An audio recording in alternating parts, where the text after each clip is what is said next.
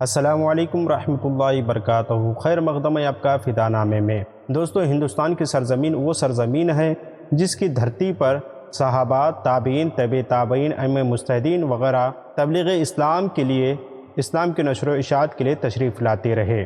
صوفیاء اکرام، مشائخ اعظام، مبلغین اور اجلاء علماء اکرام کے قدم قدم اور فیضان و برکت سے ہر دور میں ہندوستان میں اسلام کی شمع روشن رہی اور ایمان کی باد بہاری سے ہر خطہ لہلہاتا رہا۔ عہد بعہد شمع اسلام کی لو اور اس کی روشنی تیز تر ہوتی چلی گئی اور چراغ سے چراغ جلتے رہے۔ مجدد الف ثانی شیخ احمد سرہندی علیہ رحمۃ رضوان، امام المحدثین حضرت شیخ عبدالحق محدث دہلوی علیہ رحمۃ رضوان، امام الہند شاہ ولی اللہ محدث دہلوی، سراج الہند شاہ عبدالعزیز محدث دہلوی علیہ رحمۃ رضوان، بحر العلوم علامہ عبدالعلی فرنگی ماہلی علیہ رحمۃ رضوان، شمس العارفین حضرت سید شاہ آل احمد اچھی میاں علیہ رحمۃ رضوان، امام الحکمت والکلام علامہ فضل حق خیرآبادی علیہ رحمۃ رضوان، مفتی صدر الدین آزردہ دہلوی علیہ رحمۃ رضوان اور مخدوم پاک علیہ رحمۃ رضوان کے اولاد اور دوسرے بہت سے جید ممتاز علماء اکرام نے اپنے مسائل جمیلہ سے کفر و ارتداد کی اٹھنے والے ہر فتنے کا سر قلم فرمایا اور اسلامی تعلیمات و قوانین کی محافظت کا فریضہ سر انجام دیا۔ 1857 کے سنگین و دردناک حالات میں بھی علماء اہل سنت نے مسلمانان ہند کی جو فکری قیادت کی، اس سے مورخین اور تعلیم یافتہ طبقہ بخوبی واقف ہے۔ یہ ایک مسلم الثبوت اور ناقابل تردید حقیقت ہے کہ ہندوستان کی آزادی علماء کرام ہی کے دم قدم سے متصور ہے۔ آج ہم آزادی کی جس خوشگوار فضا میں زندگی کے لمحات بسر کر رہے ہیں، یہ علماء حق ہی کی سرفروشانہ جذبات اور مجاہدانہ کردار کا ثمرہ اور نتیجہ ہے۔ انہی کے مقدس لہو سے شجر آزادی کی آبیاری ہوئی۔ اگر انہوں نے بروقت حالات کے طوفانی رخ کا تدارک نہ کیا ہوتا تو آج مسلمان یہاں کس حال میں ہوتے وہ خدائی بہتر جانتا ہے۔ مغلیہ عہد حکومت پر نظر دوڑائیے تو معلوم ہوگا مغلیہ سلطنت میں بگاڑ اس وقت پیدا ہوا تھا جب بادشاہ ہند جلال الدین محمد اکبر نے دین الہی کی بنیاد رکھ کر امت میں انتشار و افتراق پھیلایا۔ اکبر ہی کے دور حکومت میں ملکہ الزبتھ کے ذریعے لندن کی ایک تجارتی کمپنی کو ہندوستان میں تجارت کرنے کی منظوری ملی تھی۔ 1608 عیسوی سے لے کر 1667 عیسوی تک مغل بادشاہ نور الدین جہانگیر اور شاہ جہاں کے دور حکومت میں سورت، کھمبات، گوا، احمد آباد اور کلکتہ میں ایسٹ انڈیا کمپنی کو آزاد تجارت کے وسیع مواقع میسر آ چکے تھے۔ حضرت اورنگزیب علیہ رحمۃ رضوان کے وجود کے ساتھ ہی مسلمانوں کی حمیت و غیرت اور مغل حکمرانوں کا رعب و دبدبہ سپرد خاک ہو چکا تھا۔ محمد معظم معروف با شاہ عالم بہادر شاہ فرزند اورنگزیب کے عہد حکومت تک، یعنی 1707 عیسوی سے 1712 عیسوی تک جہاندار شاہ فرزند شاہ عالم بہادر شاہ کی حکومت، اور اس کے بعد جہاندار شاہ کے برادرزادہ فرخ سیر کی حکومت، اور اس کے بعد شاہ عالم بہادر شاہ کے پوتے محمد شاہ رنگیلے کی مدت حکومت تک مغلیہ حکومت کی کمزوری و ابتری، ذلت و رسوائی اور ایسٹ انڈیا کمپنی کی برتری کا دورہ تھا۔ حتیٰ کہ ابو المظفر جلال الدین سلطان علی گوہر معروف بھی شاہ عالم ثانی جن کی مدت حکومت 1759 تا 1806 عیسوی ہے، حکومت اتنی کمزور اور ناتوان ہو گئی تھی کہ بادشاہ ہونے کے باوجود شاہ عالم ثانی وظیفہ خوری کی زندگی گزارنے پر مجبور تھا۔ جا بجا بغاوتیں اور شورشیں برپا ہو رہی تھی اور ہندوستان کے ہر حصے میں خود مختار حکومتیں قائم ہو چکی تھی۔ رہی صحیح کسر نادر شاہ ایرانی اور احمد شاہ ابدالی کے ایک کے بعد دیگرے کئی حملوں کے بعد پوری ہو گئی۔ تخت و تاج کی بلحوثی، حصول زر زن اور عیش پرستی کی اس دور میں انگریز اپنا تجارتی لبادہ اتار کر حاکم بننے کے لیے کمر بستہ ہو چکے تھے۔ 1757 عیسوی میں رئیس بنگالہ نواب سراج الدولہ کی جنگ پلاسی، جنگ بکسر اور جنگ روہل کنڈ، اور اس کے بعد حیدر علی سے انگریزوں نے کئی جنگیں لڑیں اور اپنوں کی فریب کاری، مکاری، دغا بازی، عیاری کے سبب انگریز ہر محاذ پر کامیاب ہوتے چلے گئے۔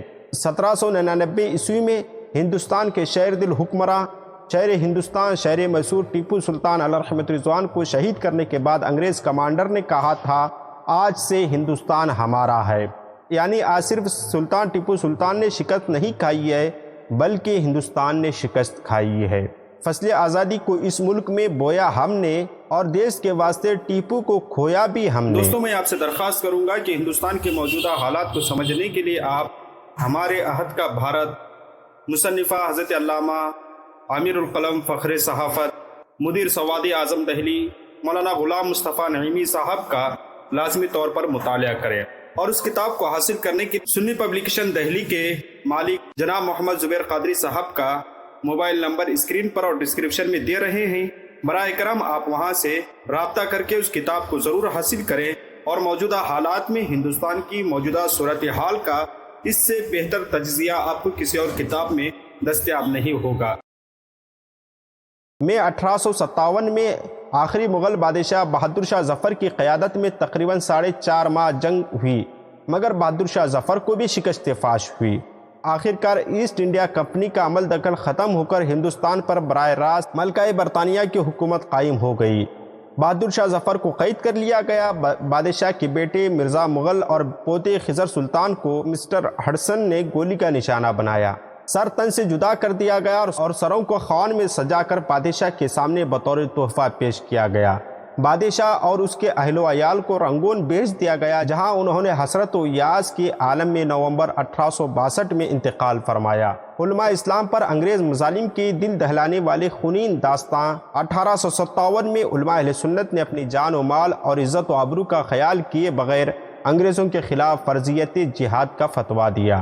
ان میں خاص طور پر علامہ فضلیہ خیر آبادی، مفتی صدر الدین آزردہ، مولانا فیض احمد بدایونی، احمد اللہ شاہ مدراسی، مفتی عنایت احمد کاکوری، مولانا کفایت اللہ کافی، مولانا رحمت اللہ کیرانوی، ڈاکٹر وزیر خان اکبر آبادی، مولانا امام بخش صاحبائی تہلوی، مولانا وحاج الدین مراد آبادی اور مولانا رضا علی خان بریلوی علیہ رحمت رضوان کے اسماء قابل ذکر ہیں۔ ہم نے ان میں سے کئی شخصیتوں کا تعارف پہلے پیش کر چکے ہیں۔ انشاءاللہ آنے والے چند دنوں میں ان مجاہدین آزادی کا ذکر خیر آپ کے سامنے ضرور کریں گے۔ الغرض فتوی جہاد کے صدور کے بعد ہزارہ ہندوستانی اپنی ہتھیلیوں میں سروں کا نذرانہ لے کر آزادی کے لیے انگریزوں سے برسر پیکار ہوئے، مگر افسوس یہاں بھی بغض و عداوت کی بنا پر مسلمانوں کو ہزیمت اٹھانی پڑی، چونکہ انگریزوں نے حکومت مسلمانوں سے لی تھی اور مسلمان آزادی کی لڑائی میں پیش تھے، اس لیے اس کا خمیازہ صرف اور صرف مسلمانوں کو بھگتنا پڑا، اور انگریز اپنے انتقام میں ایسے اندھے ہو گئے کہ انہیں برادران وطن کا خیال ہی نہ رہا اور انہیں اعزازی نوکریاں ملنے لگی اور مسلمان ہر جگہ سے بے دخل کیے جانے لگے۔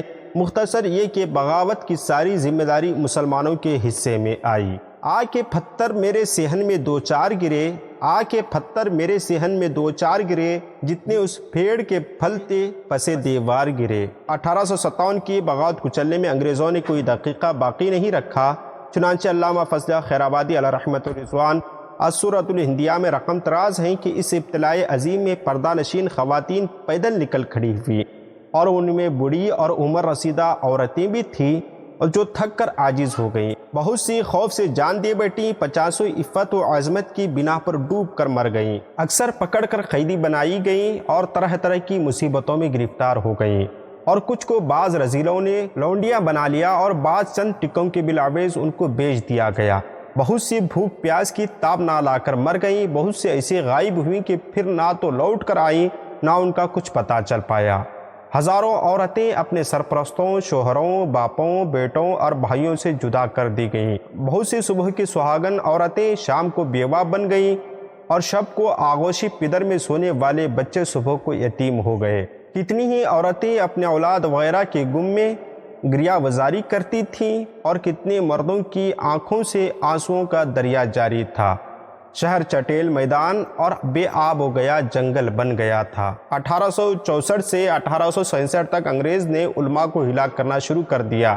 ایک انگریز فوجی افسر ہنری کنٹن کے بیان کرتا ہے کہ دہلی دروازہ سے پشاور گریٹ رنگ روڈ کے دونوں ہی جانب شاید ہی کوئی خوش قسمت درخت ہوگا جس پر انقلاب 1857 کے رد عمل اور اسے کچلنے کے لیے ہم نے ایک یا دو عالم دین کو پھانسی پر نہ لٹکایا ہو۔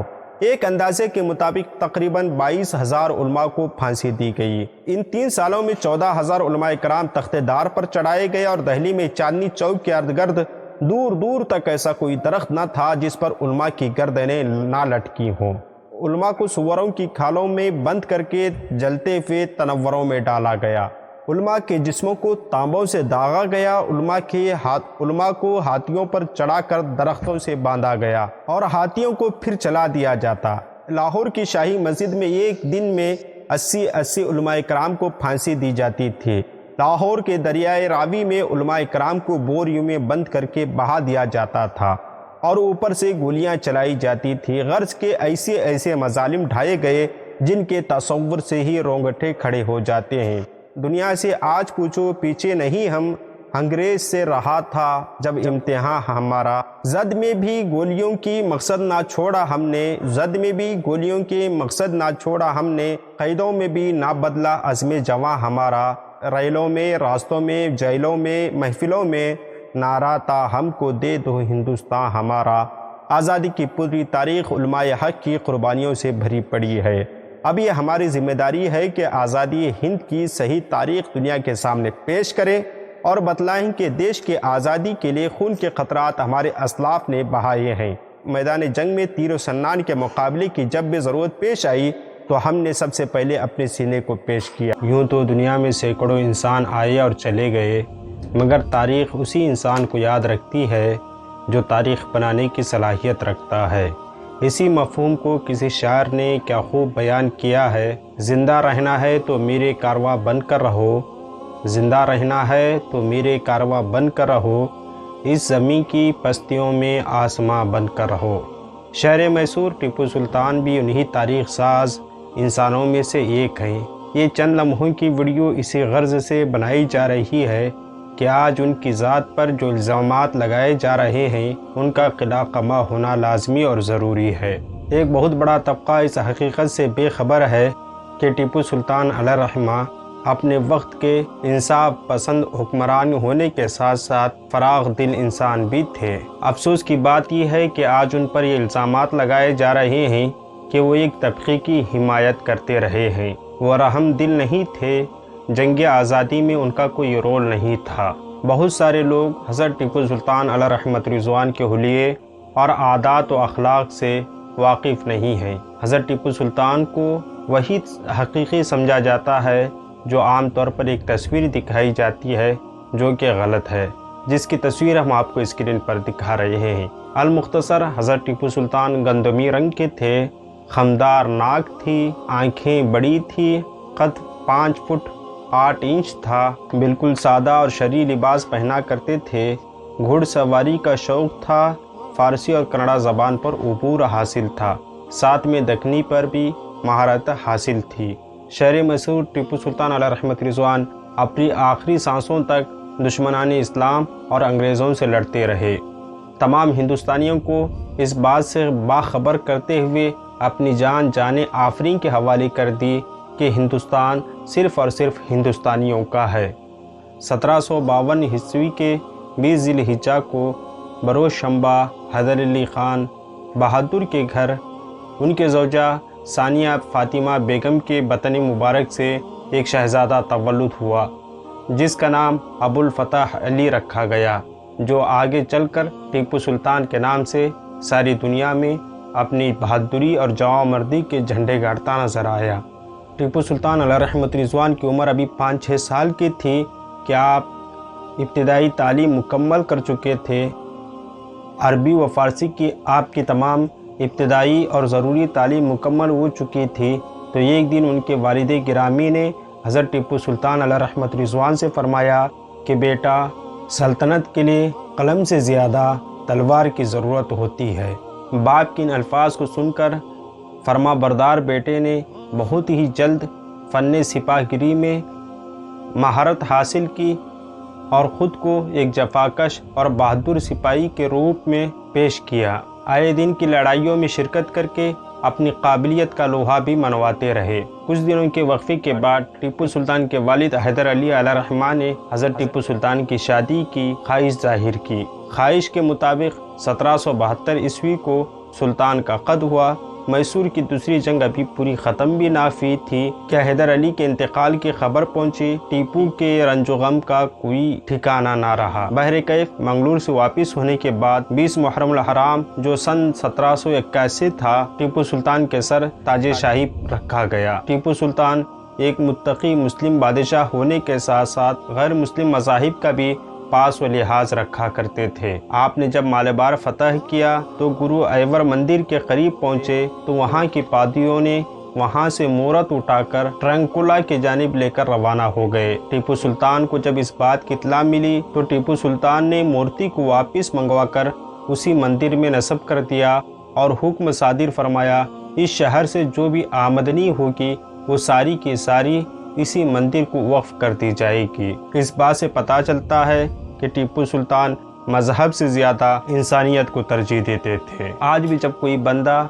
श्रीरंगापट्टनम जाता है तो उसकी निगाहें उन दो मंदिरों से टकराती हैं जो लबे शहर इस्तादा हैं। टीपू सुल्तान के रहमदिली के हवाले से साहबे सल्तनत खुदादाद रकम तराज हैं कि रात का वक्त था, टीपू सुल्तान अपने खीमे में सो रहे थे।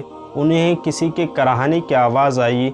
खीमे से निकल कर देखा तो मालूम हुआ कि कैदी प्यास की शिद्दत से तड़प रहा है। टीपू सुल्तान ने खुद जाकर पानी का एहतमाम फरमाया और ख़ुद पानी पिलाया। टीपू सुल्तान की आखिरी जंग में अंग्रेज़ों ने आपके किले को चारों तरफ से घेर रखा था। आखिरकार शहर के दरवाजे पर लड़ाई छिड़ गई तो एक हमदर्द सिपाही ने दरख्वास्त की, हुजूर बेहतर है कि आप अंग्रेज़ों से हार मान लें। लेकिन इस शायर ने पलट कर गुस्से के आलम में जवाब दिया कि गीदड़ की 100 साल ज़िंदगी से शेर की एक दिन की ज़िंदगी बेहतर है। टीपू सुल्तान एक भिपरे हुए शेर के मानिंद दुश्मनों पर टूट पड़े। आपके हाथ की तलवार बिजली का शरारा मालूम हो रही थी। अचानक गोली लगने की वजह से आपका घोड़ा ज़ख्मी होकर गिर गया, लेकिन सुल्तान के जिस्म में जब तक खून का एक एक कतरा बाकी था, आज़ादी के खातिर लड़ते रहे। एक गोली आपके दिल पर ऐसी लगी कि आप जहाँ में शहादत नोश फरमा गए और मालिक हकीकी से जा मिले। गर्ज ये कि जब भी मुल्क पर दहशत के बादल मंडलाते हैं तब मुसलमानों ने अपने तन मन धन की कुर्बानी पेश की है और दर्स दिया है, जीना उन्हीं का जीना, मरना उन्हीं का मरना, एक बागपन से जीना एक बांगपन से मरना। नई नस्लों को इस मर्द मुजाहिद की ज़िंदगी और जंग आज़ादी में उसकी कुर्बानियों से आगाह करना इस मुल्क के ज़िम्मेदारों का फ़र्ज़ है। कहीं ऐसा ना हो कि आने वाली नस्लें अज़्म व हौसले के उन मुहर्रिकात ही से महरूम हो जाए जो टीपू सुल्तान जैसे मुजाहिदीन की मुजाहिदाना ज़िंदगियों में मैसर आते हैं। हमारे चैनल के सब्सक्राइबर को अपने अपने मुल्क की आज़ादी मुबारक हो। ये टीपू सुल्तान ही की कुर्बानियों का नतीजा था कि आज हम लोग अपने अपने मुल्कों में बर्र सग़ीर में अंग्रेज़ी हुकूमत का ख़ात्मा हुआ। टीपू सुल्तान ना सिर्फ हुक्मरान थे बल्कि एक मिसाइल साज भी थे और आपको मिसाइल का तख्लीक़कार कहा जाता है। दोस्तों, हिंदुस्तान की सरज़मीन वो सरज़मीन है जिसकी धरती पर सहाबा, ताबीन, तबे ताबीन, अइम्मा मुज्तहिदीन वग़ैरह तबलीग इस्लाम के लिए, इस्लाम के नशर व इशाअत के लिए तशरीफ़ लाते रहे।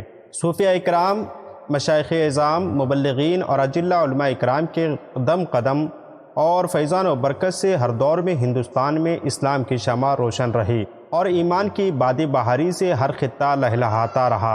अहद बअहद शमे इस्लाम की लौ और उसकी रोशनी तेज़ तर होती चली गई और चिराग से चिराग जलते रहे। मुजद्दिद अल्फ़ सानी शेख अहमद सरहंदी अलैहि रहमत रिज़वान, इमाम अल मुहद्दिसीन हज़रत शेख अब्दुल हक मुहद्दिस दहलवी अलैहि रहमत रिज़वान, इमाम उल हिंद शाह वलीउल्लाह मुहद्दिस दहलवी, सिराजुल हिंद शाह अब्दुल अज़ीज़ मुहद्दिस दहलवी अलैहि रहमत रिज़वान, बहरुल उलूम अल्लामा अब्दुल अली फरंगी महली अलैहि रहमत रिज़वान, शमसुल आरिफीन हज़रत सैयद शाह आले अहमद अच्छे मियां अलैहि रहमत रिज़वान, इमाम उल हिकमत वल कलाम अल्लामा फज़ल हक खैराबादी अलैहि रहमत रिज़वान, मुफ्ती सदरुद्दीन आज़ुर्दा दहलवी अलैहि रहमत रिज़वान और मखदूम पाक अलैहि रहमत रिज़वान के औलाद और दूसरे बहुत से जय्यद मुमताज़ उलमा इकराम ने अपनी मसाइल जयमिला से कुफ्र और इर्तिदाद की उठने वाले हर फितने का सर कलम फरमाया और इस्लामी तालीमात व क़वानीन की मुहाफ़िज़त का फ़रीज़ा सर अंजाम दिया। 1857 के संगीन व दर्दनाक हालात में भी उलमा अहले सुन्नत ने मुसलमानान हिंद की जो फ़िक्री क़यादत की उससे मौरख़ीन और तालीम याफ्ता तबक़ा बख़ूबी वाकिफ़ है। ये एक मुस्लिम सबूत और नाकाबिल तरदीद हकीकत है कि हिंदुस्तान की आज़ादी उलमा कराम ही के दम कदम से मुतसव्विर है। आज हम आज़ादी की जिस खुशगवार फ़िज़ा में ज़िंदगी के लम्हात बसर कर रहे हैं, यह उलमाए हक़ ही की सरफ़रोशाना जज्बात और मुजाहिदाना किरदार का समरा और नतीजा है। उन्हीं के मुक़द्दस लहू से शजरे आज़ादी की आबियारी हुई। अगर उन्होंने बर वक्त हालात के तूफ़ानी रुख का तदारुक ना किया होता तो आज मुसलमान यहाँ किस हाल में होते वो खुदाई बेहतर जानता है। مغلیہ عہد حکومت پر نظر دوڑائیے تو معلوم ہوگا مغلیہ سلطنت میں بگاڑ اس وقت پیدا ہوا تھا جب بادشاہ ہند جلال الدین محمد اکبر نے دین الہی کی بنیاد رکھ کر امت میں انتشار و افتراق پھیلایا۔ اکبر ہی کے دور حکومت میں ملکہ الزبتھ کے ذریعے لندن کی ایک تجارتی کمپنی کو ہندوستان میں تجارت کرنے کی منظوری ملی تھی۔ 1608 عیسوی سے لے کر 1667 عیسوی تک مغل بادشاہ نور الدین جہانگیر اور شاہ جہاں کے دور حکومت میں سورت، کھمبات، گوا، احمد آباد اور کلکتہ میں ایسٹ انڈیا کمپنی کو آزاد تجارت کے وسیع مواقع میسر آ چکے تھے۔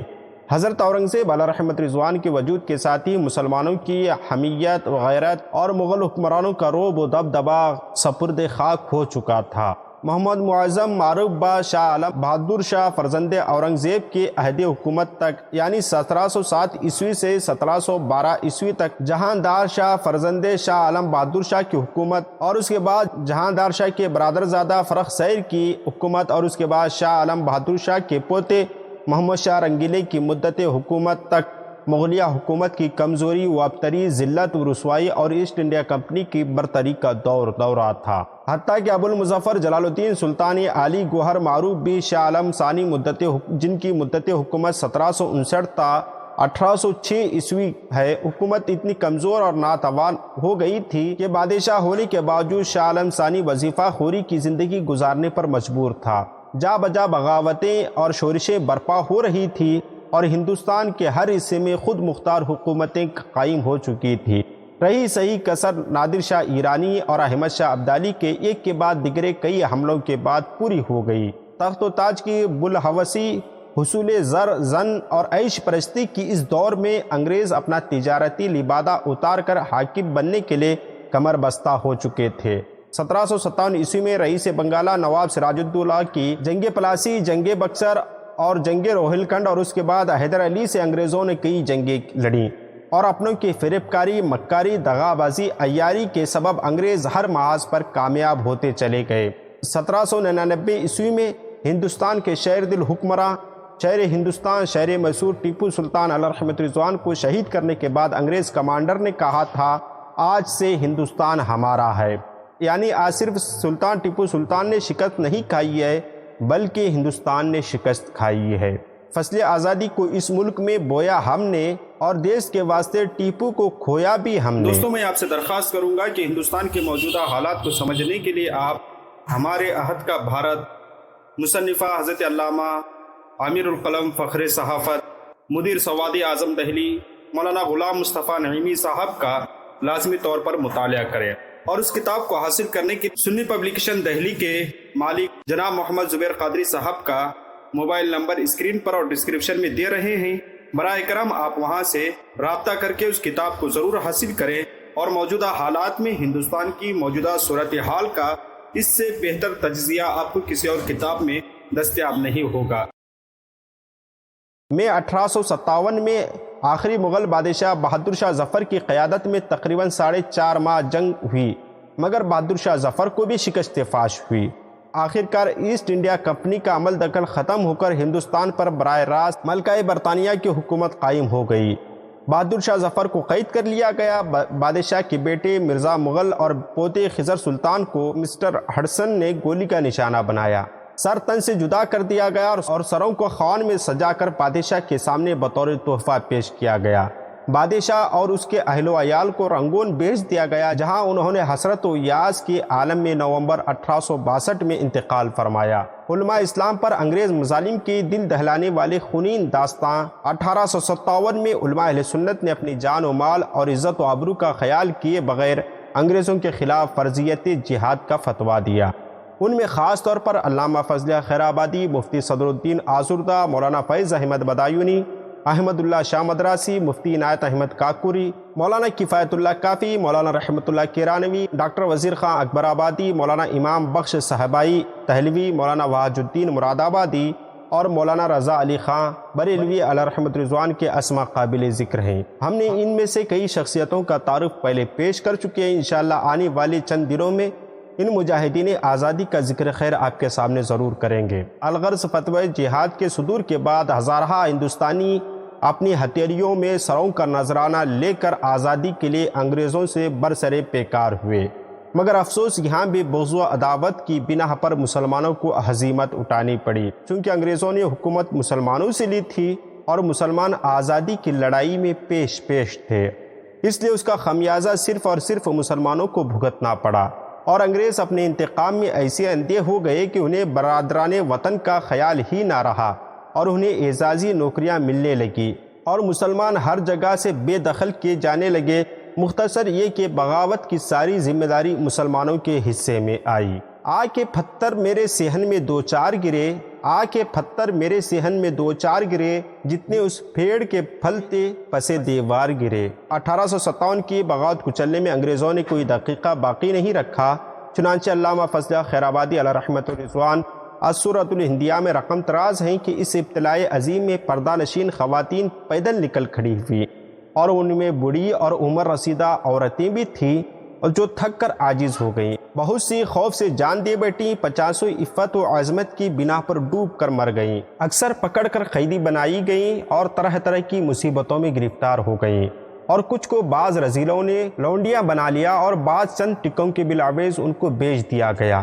بہت سی بھوک پیاس کی تاب نہ لا کر مر گئیں، بہت سے ایسے غائب ہوئیں کہ پھر نہ تو لوٹ کر آئیں نہ ان کا کچھ پتہ چل پایا۔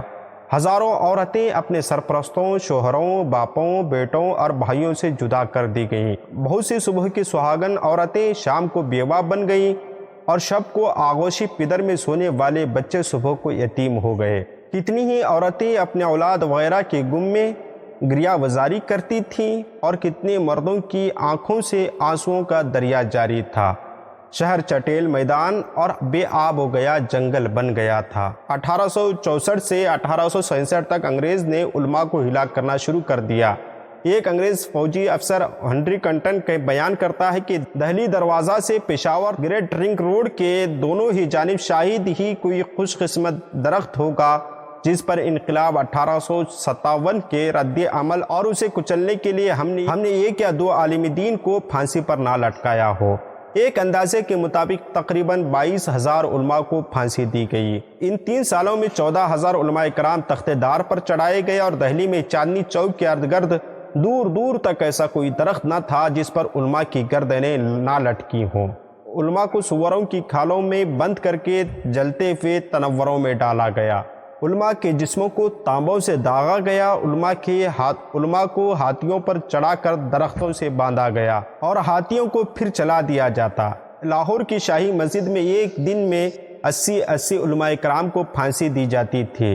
لاہور کے دریائے راوی میں علماء کرام کو بوریوں میں بند کر کے بہا دیا جاتا تھا اور اوپر سے گولیاں چلائی جاتی تھی۔ غرض کے ایسے مظالم ڈھائے گئے جن کے تصور سے ہی رونگٹے کھڑے ہو جاتے ہیں۔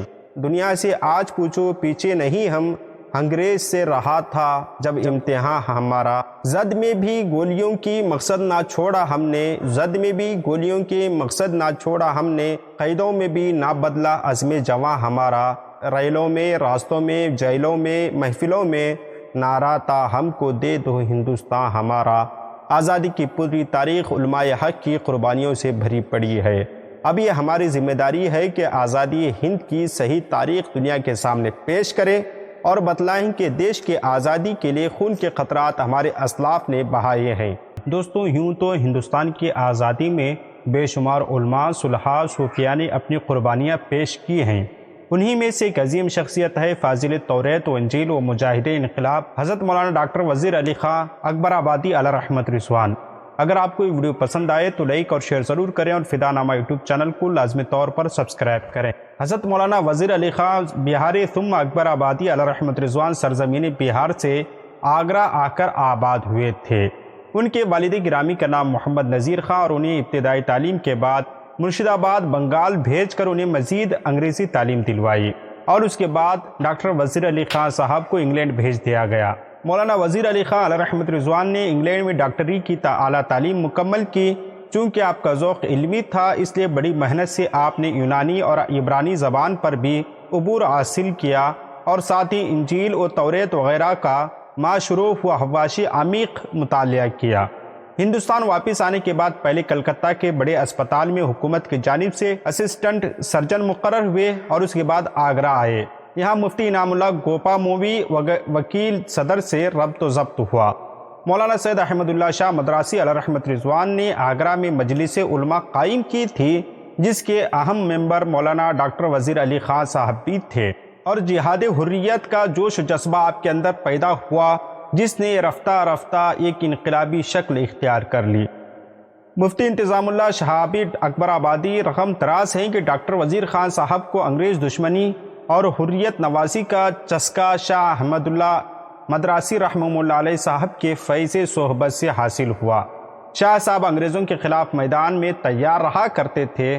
مولانا احمد اللہ شاہ مدراسی ڈنکے شاہ پیر علیہ رحمت رضوان کا اصل مقصد علماء کی مجلس کا قیام کا مقصد تھا کہ اس تحریک کو کامیاب اس لیے بنانا چاہتے تھے کہ وہ ایسٹ انڈیا کمپنی کو ختم کرنا چاہتے تھے۔ انقلاب 1857 سے پہلے 1854 میں آگرہ کے اندر مسلمانوں اور عیسائیوں کے درمیان ایک تاریخی مناظرہ ہوا، جس سے مسلمانوں کے مذہبی جذبات کافی بھڑک اٹھے تھے۔ پادری فنڈر نے علماء کو مناظرے کا چیلنج دے دیا، جسے ڈاکٹر وزیر خان صاحب کی تجویز پر مجلس علماء نے منظور کر لیا۔ اس مناظرے میں مسلمانوں کو اللہ تعالیٰ نے فتح مبین سے نوازا۔ یہ وہی مناظرہ ہے جس کا ذکر ہم مولانا رحمت اللہ کیرانی علیہ رحمت رضوان کی بائیوگرافی میں مناظرے کا ہم نے تفصیل سے آپ کے سامنے رکھنے کی جسارت کر چکے ہیں۔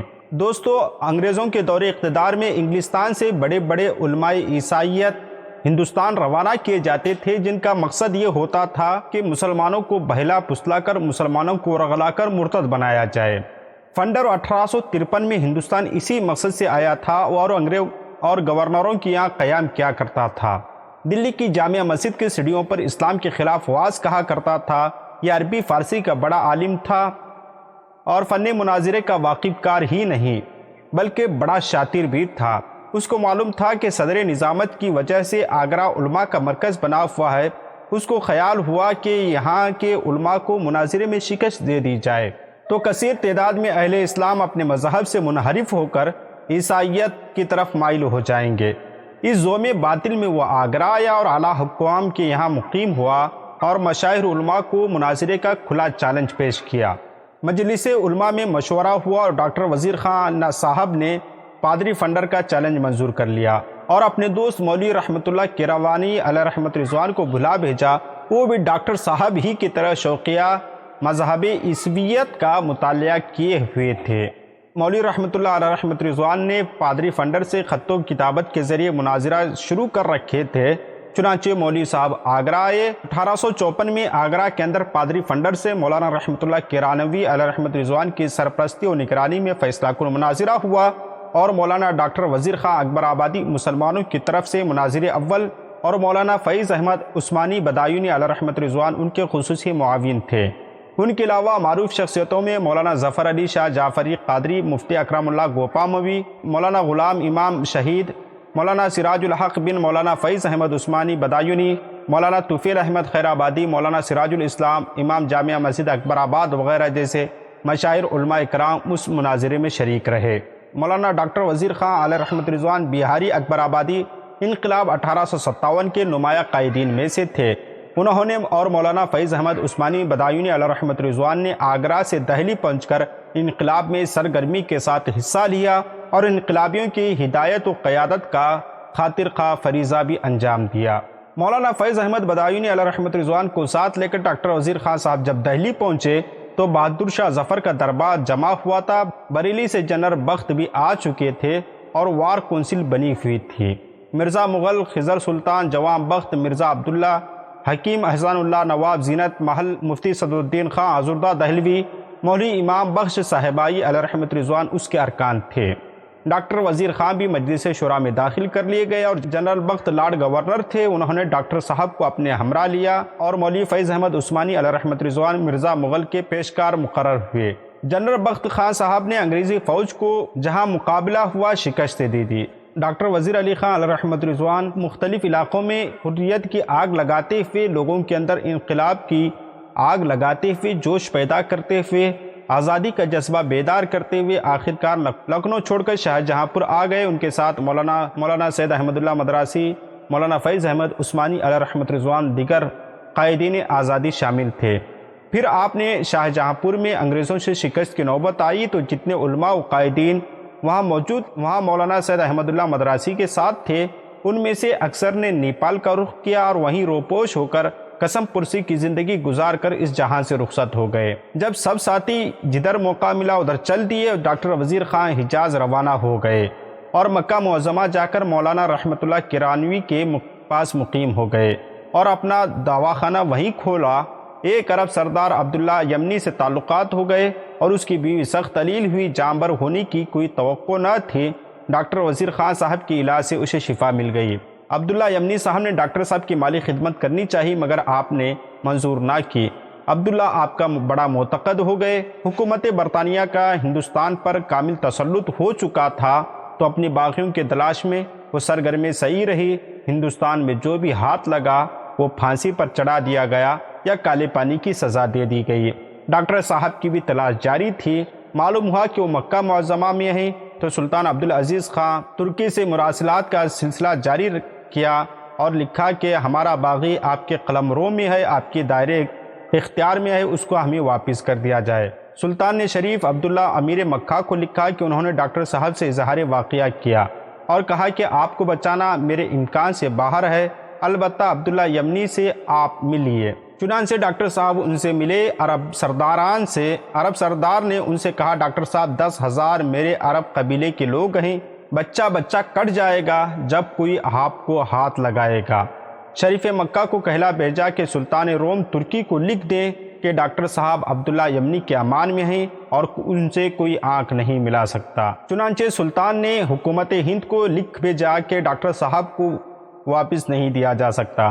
حکومت برطانیہ خاموش ہو گئی اور مولانا ڈاکٹر وزیر خان اکبر آبادی علیہ رحمت رضوان مکہ مکرمہ ہی میں 14 سال تک طبابت کر کے اپنی زندگی بسر کی اور وہیں 1299 ہجری بمطابق 1873 میں آپ کا انتقال ہوا اور جنت المعلا میں آپ دفن کر دیے گئے۔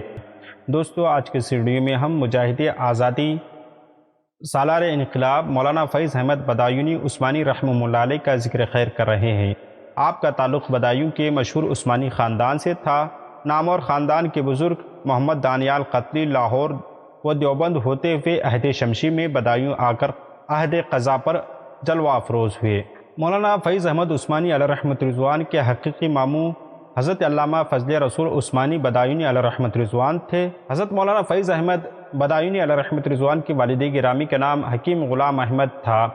مولانا فیض احمد بدایونی علیہ رحمت رضوان مولانا غلام احمد مولوی محلہ شہر بدایوں میں 1223 ہجری بمطابق 1808 میں پیدا ہوئے۔ خدا کی قدرت کی آپ کی عمر قریب 3 سال کی ہوئی کہ والد ماجد کا انتقال ہوا اور آپ کو یتیمی کا داغ لگ گیا، مگر آفرین آپ کی والدہ کو جنہوں نے آپ کی تربیت بحسن وجوہ فرمائی، کیونکہ آپ مولانا فضل رسول بدایونی رحمہ اللہ علیہ کی بہن تھیں۔ مولانا فیض احمد بدایونی علیہ رحمت رضوان کو قدرت نے شروع ہی سے وہ دل و دماغ بخشا تھا جس پر آپ کے ہمدرد طلبہ ہمیشہ رشک کیا کرتے تھے۔ جو چیز ایک دفعہ پڑھ لیتے اور ایک بار نظر سے گزر جاتی تو دل پر نقش ہو جایا کرتی تھی۔ تحقیق و تدقیق آپ کا احاطہ اہل خاندان خیال کرتے تھے کہ مستقبل قریب میں یہ بچہ فخر خاندان ہوگا۔ والدہ نے اس ہونہار بچے کو اپنے بھائی مولانا فضل رسول بدایونی عثمانی علیہ رحمت رضوان کے سپرد کیا۔ آپ نے نہایت محبت اور ناز و نام سے آپ کی پرورش کی۔ مولانا فیض احمد صاحب نے تمام علوم منقول و معقول میں اپنے ماموں اور شفیق استاد مولانا فضل رسول سے صرف 14 سال کی عمر میں حاصل فرمائے اور 15 سال سے قبل آپ کو اجازت درس مل گئی۔ دوسرے فنون مروجہ، خطاطی، شعر و شاعری وغیرہ میں بھی آپ نے کمال حاصل کیا۔ ایک قلیل عرصے میں آپ کا شہرہ ہر طرف ہونے لگا اور تشنگانی علوم اس منبع علم و فضل کی طرف رخ کرنے لگے۔ مولانا فضل رسول علیہ رحمت رضوان آپ کی لیاقت و قابلیت پر مہر تصدیق ثبت فرمایا کرتے تھے۔ مولانا فیض احمد بدایونی علیہ رحمت رضوان نے علوم ظاہری سے فراغت حاصل کر لی تو علوم باطنی کا خیال آیا اور حضرت اچھے میاں مار ربی علیہ رحمت رضوان کے خلیفہ اجل اور آپ کے نانا مولانا عبد المجید بدایونی علیہ رحمت رضوان سے شرف بیعت حاصل کیا۔ مولانا فیض احمد بدایونی علیہ رحمت رضوان نے جب مسند درس کو سنبھالا تو ایک عالم مستفید ہوا، طلباء سے خاص تعلق آپ کا قائم ہوا۔ ان کی خبر گیری اور بسا اوقات ان کی مدد کرنا آپ کے معمولات میں سے تھا۔ دوران ملازمت میں بھی آپ طلباء کو درس دیا کرتے تھے، یہ اس دور کی خصوصیات میں سے تھا۔ آپ کی ملازمت کا آغاز بدایوں سے ہوا، پھر آپ آگرہ پہنچے۔ آگرہ اس وقت صوبہ کا صدر مقام تھا۔ صدر نظامت آگرہ میں اول آپ کا مسل خاں پیشکار ہوئے اور آخر میں بورڈ آف ریونیو میں سرشتہ دار ہوئے۔ فرائضی منصبی نہایت محنت، دیانت اور امانت داری کے ساتھ انجام دیتے رہے۔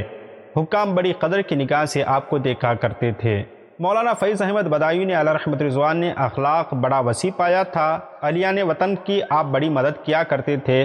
بدایوں کا جو شخص آپ کے پاس پہنچا اور جس کام میں خاص کار ہوا اس کے حتی الوسیع امداد فرماتے، قیام و طعام کی کفالت کرتے، بعض اوقات ان مصارف کے لیے قرض کی نوبت تک آ جاتی۔ 1857 کے مجاہدین نے جب شاہ جہاں پور میں اپنی حکومت قائم کر لی، اس کے بعد راجہ بلدیو سنگھ کی غداری کی وجہ سے جب انگریزوں نے اس پر قابض ہو گئے اور حضرت شاہ احمد اللہ مدراسی رحمہ اللہ علیہ کو شہید کر دیا گیا اور دیگر مجاہدین آزادی ادھر ادھر منتشر ہو گئے اور مولانا فیض احمد بدایونی علیہ رحمۃ رضوان ڈاکٹر وزیر خان کے ساتھ رہے، اور اس کے بعد پھر شہزادہ فیروز شاہ اور ڈاکٹر وزیر خان حجاز پہنچے، مگر مولوی فیض احمد صاحب کا پتہ نہ چلا۔ راستے ہی میں ساتھیوں کو داغ مفارقت دے یا کسی اور طرف چلے گئے۔ آپ کے ماموں مولانا فضل رسول بدایونی علیہ رحمۃ رضوان نے بہت تلاش کیا اور اس سلسلے میں ممالک اسلامیہ کا مکمل سفر کیا، قسطنطنیہ تک پہنچے، مگر آپ کا سراغ نہ ملا۔ مولانا فیض احمد بدایونی کہاں گئے اور کیا حشر ہوا کوئی نہیں جانتا۔ مولانا فیض احمد بدایونی علیہ رحمۃ رضوان نے جس بہادری، جاں بازی، ہمت و جرأت سے جنگ آزادی 1857 میں حصہ لیا اور جان مال کی قربانی دی، وہ اظہر من الشمس ہے، مگر افسوس ہے کہ ان کا ذکر آج تک کسی نے نہیں کیا، حالانکہ ان کے خاندان کا علم و فضل کے اعتبار سے بدایوں میں خاص مقام رکھتا ہے۔ مولانا فیض احمد بدایونی علیہ رحمۃ رضوان کو شعر و شاعری سے بھی کافی لگاؤ تھا۔ آپ کا رسوا تخلص تھا اور سلاست روانی آپ کے کلام میں پائی جاتی تھی۔ عربی، فارسی، اردو تینوں زبانوں میں آپ شعر گوئی فرمایا کرتے تھے۔ ابتدا میں عاشقانہ کلام کی طرف توجہ تھی اور داستان لکھنوی کی پیروی کی، بعد میں مناقب لکھے۔ مولانا فیض احمد بدایونی علیہ رحمۃ رضوان تصانیف کثیرہ کے مالک تھے۔ طبیعت میں استغنا بدرجہ کمال تک تھا۔ اکثر مسودات و تحریرات شاگرد لے گئے اور ان کی پھر واپسی نہ ہوئی، بعد مسودے غدر میں ضائع ہوئے۔ اس طرح اکثر تصانیف آپ کی شائع نہ ہو سکی۔ آپ کی تصانیف سے علم کلام میں رسالہ تعلیم الجاہل ہے، جو شاہ محمد اسحاق دہلوی کی کتاب تفہیم المسائل کے جواب میں لکھا گیا۔ حاشیہ شرح ہدایت الحکمت صدرہ شیرازی نیز تعلیقات علی خصوص الفارابی وغیرہ بھی آپ کی کتابوں میں شامل ہیں۔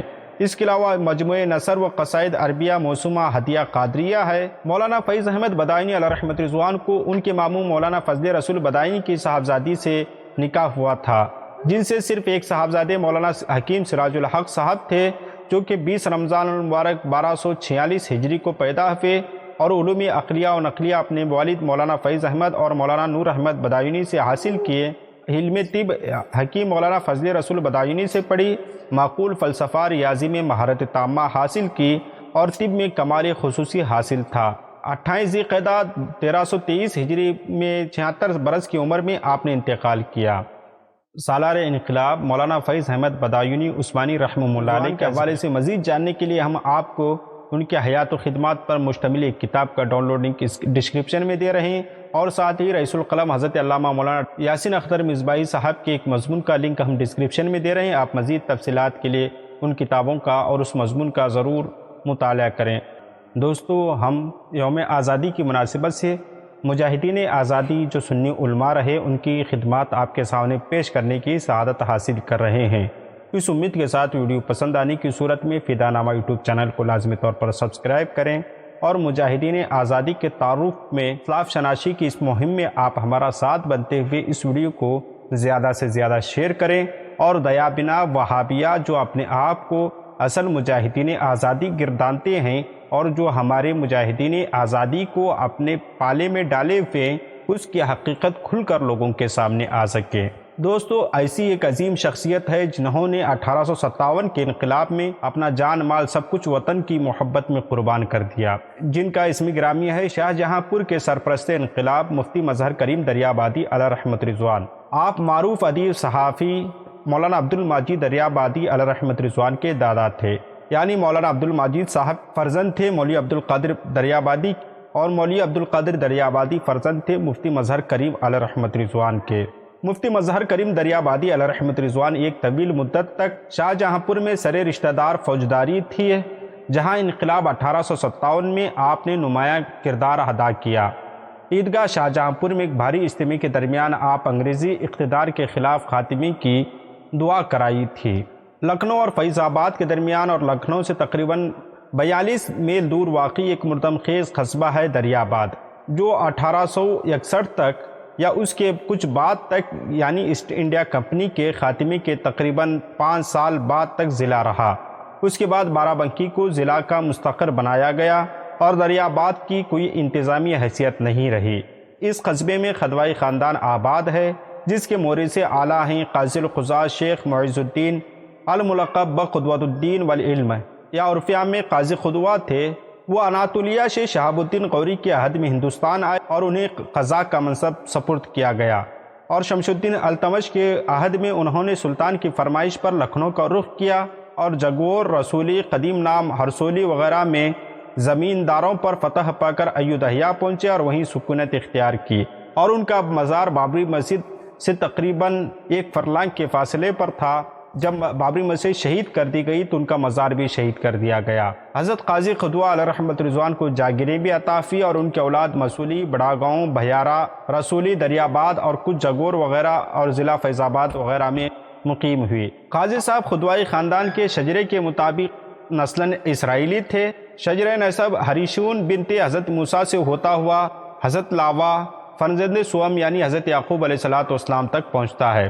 لکھنؤ اور جواری لکھنؤ کے شیوخ صدیقی، عثمانی و انصاری جو اپنے اعلیٰ نسبی پر فخر کے خوگے تھے، انہوں نے بڑھ کر خدوائیوں کو ہاتھوں ہاتھ لیا اور اپنی لڑکیاں ان میں عقد دیں۔ مولوی مظہر کریم جو 4 بھائیوں میں منجلے تھے، انہوں نے علم فضل کی تحصیل خود کی، تعلقات خود ان کے اور ان کے بڑے بھائی مولوی حکیم نور کریم جو طبیب گر کہلاتے تھے، فرنگی محل لکھنؤ سے بہت بڑے ہوئے تھے۔ فرنگی محل اس وقت دارالعلم بھی تھا اور دارالعمل بھی تھا۔ فرنگی محل بدایور، بریلی، رامپور، شاہجہاں پور اور دہلی کے علماء سے مفتی مظہر کریم صاحب کے تعلقات قائم تھے۔ مفتی مظہر کریم علیہ رحمۃ رضوان 1829 میں ملازمت کے تلاش میں شاہجہاں پور پہنچے اور ایک ادنیٰ عہدے سے ترقی کر کے 100 روپے کے مشاہرے پر سررشتےدار فوجداری ہو گئے اور انگریزی ملازمت اختیار کر لی، اور اس وقت کے معیار سے تنخواہ اور اختیارات دونوں کے لحاظ سے یہ منصب بلند اور ذمہ داری کا عہدہ تھا۔ انگریز کلیکٹر پر مفتی صاحب کا خاصا اثر تھا، اور جب مفتی مظہر کریم علیہ رحمۃ رضوان صاحب ان سے ملنے جاتے تو خاندانی روایتوں میں سننے آیا کہ ڈاکٹر اپنی مسلمان خانسا ماں سے چائے بنوا کر پیش کرتا تھا۔ جب مجاہدین آزادی نے شاہجہاں پور پر قبضہ کر لیا اور انگریز حکام کو قتل کر دیا تو مفتی صاحب کے قیام شاہجہاں پور کی مدت اس وقت 27 سال سے زیادہ ہو چکی تھی۔ اتنے طویل قیام سے پردیس دیس بن چکا تھا، مسافرت میں شان وطن غالب ہو چکی تھی، اور عمائدین شہر سے مفتی مظہر کریم دریا آبادی علیہ رحمۃ رضوان کے بہت گہرے مراسم بن چکے تھے، ان کا شمار شہر کے بااثر شخصیتوں میں ہونے لگا تھا، اور ان کا عوام اور حکام پر بڑا اچھا خاصا اثر تھا۔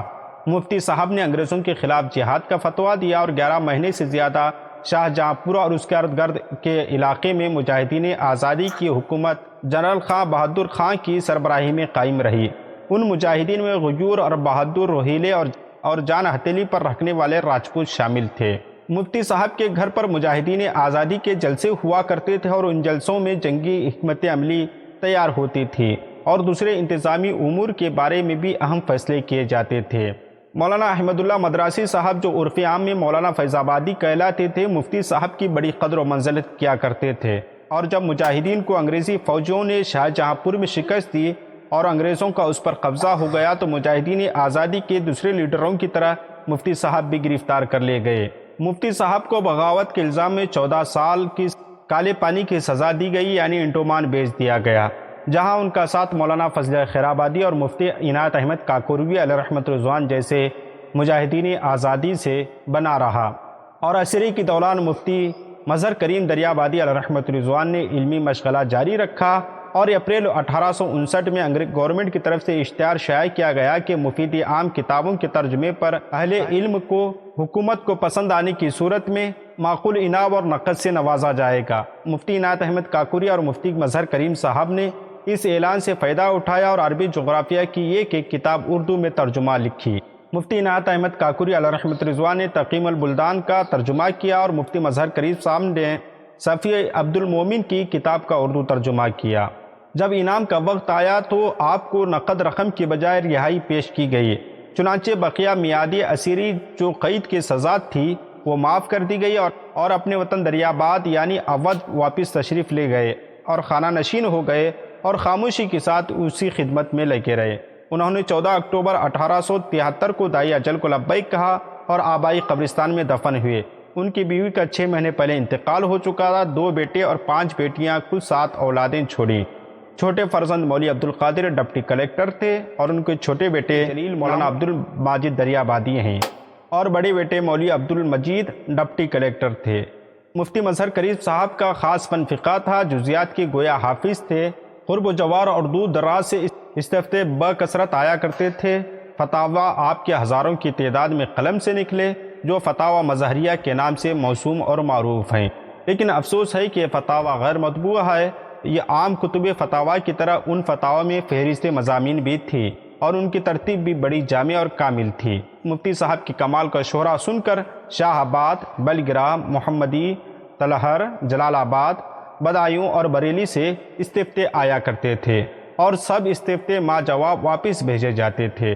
سرکاری ملازمت کے ساتھ استفتاء کے آپ جوابات دیا کرتے تھے، مگر اس کے باوجود انہوں نے بہت سی کتابیں جمع کر لی تھی جن میں فقہ کی چھوٹی بڑی کتابوں کو ملا کر بڑی کثیر تعداد کا حوالہ اپنے فتووں میں دیا کرتے تھے۔ غایت المرام فی تحقیق مولود والقیام کے نام سے آپ نے ایک کتاب، اپنے ایک عزیز قریب کے نام سے محفل میلاد اور اس کے قیام تعظیم کی حمایت میں اور اس کے جواز میں لکھی۔ مناقب غوثیہ یعنی حضرت الشیخ عبدالقادر جیلانی رضی اللہ عنہ کی مدحت و توصیف میں ایک کتاب لکھی۔ فارسی میں بھی متعدد فقہی مسائل سے متعلق مسائل دینیہ کے نام سے ایک تصنیف تھی۔ آج کے ویڈیو میں ہم فاتح عیسائیت، حامی اہل سنت، دافع اہل بدعت، قاطع وہابیت و دیوبندیت، مبلغ اسلام شیخ العرب والعجم، جامع شریعت و طریقت فخر العلماء استاذ العلماء سند الاصفیہ، محدث حرم محسن اہل حرم، مجاہد جنگ آزادی حضرت علامہ مولانا رحمۃ اللہ کیرانوی رحمہ اللہ علیہ کا ذکر خیر کر رہے ہیں۔ آج یوم جمہوریہ ہے، اس مناسبت سے ہم آپ کے سامنے ان کا تذکرہ کر رہے ہیں۔ امید ہے آپ کو یہ ویڈیو پسند آئے گی اور پسند آنے کی صورت میں اسی طرح کے بایوگرافیز دیکھنے کے لیے آپ ہمارے چینل کو سبسکرائب کریں۔ آپ اس ویڈیو کو لائک اور شیئر ضرور کریں۔ حضرت علامہ مولانا رحمۃ اللہ کیروانی علیہ رحمۃ رضوان گزشتہ صدی کے اہل اسلام کی ایک عظیم شخصیت ہیں۔ آپ نے ساری زندگی فروغ اسلام، اشاعت اسلام اور ترقی اسلام میں گزار دی۔ اس وقت اہل اسلام انتہائی کرب و تکلیف میں اپنی زندگی گزار رہے ہیں۔ حکومتیں پہلے ہی چھن گئی تھی اور اب ایمان پر فرنگیوں کے ڈاکے بھی شروع ہو چکے ہیں۔ انگریزوں نے مسلمانوں کو عیسائی بنانے کے لیے ہر ملک کے طول و عرض میں عیسائی اسکولز قائم کر چکے ہیں اور پادریوں کی جماعتیں اہل اسلام کو اسلام سے منحرف کرنے میں لگی ہوئی ہیں۔ بازاروں، شہراہوں اور محلوں، اسکولز، کالج، ہر جگہ اسلام مخالف لٹریچر تقسیم کر رہے ہیں، اسلام اور بانی اسلام کی شان میں توہین کر رہے ہیں۔ ایسا ہی ایک پادری فنڈر دہلی کی شاہی جامع مسجد کے سیڑھیوں پر کھڑا ہو کر اعلان کرتا ہے، مجھ سے مناظرہ کر کے مجھے مسلمان بنا لو یا خود عیسائی بن جاؤ۔ پادری فنڈر عربی، فارسی اور علوم اسلامیہ میں باضابطہ مہارت رکھتا تھا۔ ہندوستانی مسلمانوں کو عیسائیت سے دور کا بھی واسطہ نہ تھا۔ علماء بھی اس مذہب سے ناواقف تھے، انہوں نے اس طرف کبھی توجہ ہی نہیں دی تھی۔ پادری فنڈر نے جگہ جگہ علماء سے گفتگو کی، لیکن کوئی عالم اسے مطمئن نہ کر سکا اور تسلی بخش جواب بھی نہ دے سکا، جس سے عوام کے ایمان کا خطرہ پیدا ہونے لگا۔ البتہ چند محققین میں، جن میں حضرت علامہ مولانا رحمۃ اللہ کیروانی رضی اللہ عنہ بھی شامل تھے، آپ نے عیسائیت کی رد میں ایک کتاب ازالۃ الاوہام تحریر فرمائی۔ اس کتاب کی تصنیف پر خاتم المرسلین سید المرسلین نبی محترم صلی اللہ علیہ وسلم کی زیارت سے مشرف ہوئے، تاہم پادریوں کی الغار ہندوستان کے قریہ قریہ اور بستی بستی تک پہنچ چکی تھی اور آج بھی پادریوں کی یہ الغار ہمارے گھروں پر دستک دے رہی ہے۔ محلہ عبد المسیح آگرہ میں 11 رجب 1270 ہجری بمطابق 10 اپریل 1854 کو علی صبح حضرت مولانا رحمۃ اللہ کیرانوی اور پادری فنڈر کے درمیان مناظرہ طے ہوا۔ اہل اسلام کی طرف سے مناظر اول مولانا کیرانوی اور مناظر دوم ڈاکٹر وزیر خان اور مولانا فیض احمد بدایونی مقرر ہوئے۔ انشاءاللہ آئندہ ویڈیوز میں ہم ڈاکٹر وزیر خان اور مولانا فیض احمد بدایونی علیہم الرحمہ کی تعریف اور سوانح آپ کے سامنے ضرور پیش کریں گے۔ عیسائیوں کی طرف سے مناظر اول پادری فنڈر، مناظر دوم پادری فرینچ تھے۔ اس مناظرے میں علماء و حکام کثیر تعداد میں شریک ہوئے۔ پہلے پادری فنڈر نے اسلام کے بارے میں گفتگو کی، اس کے جواب میں مولانا رحمۃ اللہ کرانوی کھڑے ہوئے اور انجیل کے نسخ اور تحریف پر بڑی فاضلانہ اور محققانہ بحث کی۔ عیسائیوں کی کتب سے نسخ و تحریف ثابت کر دی، چنانچہ پادری فنڈر 7-8 جگہ تحریف کا قائل ہو گیا اور اس سے تحریر لے لی گئی۔ مناظرہ 3 دن جاری رہا۔ دوسرے دن تعداد بہت زیادہ تھی۔ پادری اور اس کے حواری جواب دینے سے قاصر تھے اور ٹال مٹول سے کام لیتے رہے۔ یہ دن بغیر اختتامی بحث کے ختم ہو گیا۔ تیسرے روز حتمی فیصلے کے لیے اجلاس رکھا گیا، لیکن تیسرے روز رسول صلی اللہ علیہ وسلم کے شہروں کے سامنے پادریوں کی ٹیم کو، پادریوں کی ٹولی کو آنے کی جرات نہ ہوئی اور وہ ہندوستان چھوڑ کر فرار ہو گئے۔ اس دور میں حجاز مقدس ترکی کی خلافت عثمانیہ کا صوبہ تھا۔ سلطان عبد المجید خلیفہ تھے۔ ہندوستان میں مولانا رحمۃ اللہ رضی اللہ عنہ کے ہاتھوں سے شکست کھانے والے پادری فنڈر نے ترکی کا رخ کیا۔ استنبول جو اس دور میں قسطنطنیہ کہلاتا تھا اور خلافت عثمانیہ کا دارالخلافہ تھا، پادری فنڈر اپنی سرگرمیوں کا مرکز بنا لیا تھا۔ پادری فنڈر نے وہاں یہ تاثر دیا کہ ہندوستان کے علماء اسلام کے بارے میں اس کے اعتراضات کا کوئی جواب نہیں دیے، اور اس لیے وہ عالمی اسلام کے مرکز قسطنطنیہ میں آئے ہیں تاکہ یہاں کے علماء میں سے اگر کسی میں ہمت ہو تو اس کے اعتراضات کا سامنا کرے۔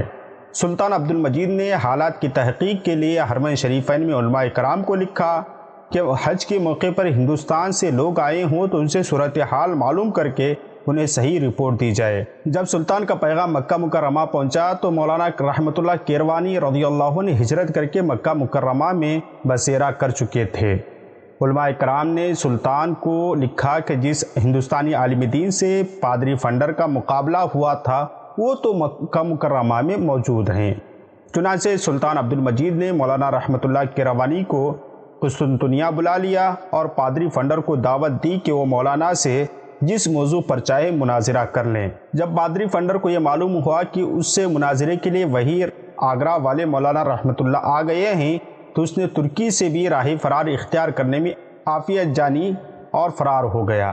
خلیفہ سلطان عبد المجید آپ سے بہت متاثر ہوا اور مولانا رحمۃ اللہ کیروانی سے فرمائش کی کہ وہ اسلام اور مسیحیت کے حوالے سے متعلقہ مسائل پر مخصوص کتابیں لکھیں جو سرکاری خرچے پر چھپا کر پوری دنیا میں تقسیم کی جائے گی۔ چنانچہ مولانا رحمۃ اللہ کیروانی نے اظہار الحق کے نام سے ایک ذخیرہ کتاب تصنیف کی جس کا مختلف زبانوں میں ترجمہ کروا کر سلطان ترکی نے اسے تقسیم کرایا، اور اس کا یہ بہت بڑا کارنامہ ہے۔ اس سے زیادہ جامع کتاب اس موضوع پر نہیں لکھی گئی۔ یہ کتاب عربی زبان میں ہے۔ آئیے اب تھوڑی سی روشنی ڈالتے ہیں مولانا رحمۃ اللہ کیروانی رضی اللہ عنہ کے 1857 کے جنگ آزادی کے خدمات پر۔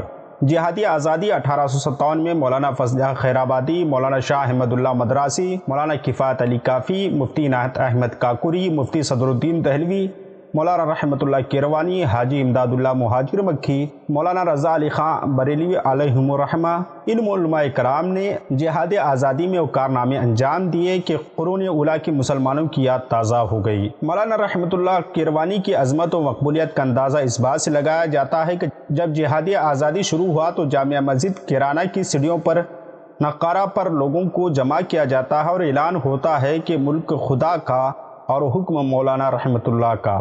اس کے بعد آپ کی تقریر ہوتی، لوگوں کو جہاد کی ترغیب دی جاتی۔ آپ نے انگریزوں کو ناکوں چنے چبوائے، لیکن اپنوں کی مخبری و غداری، عدم مرکز و تنظیم کی وجہ سے ناکامی پر حجاز مقدس کی طرف ہجرت فرمائی۔ آپ کے وارنٹ گرفتار جاری ہوئے، 1000 انعام مقرر کیا گیا۔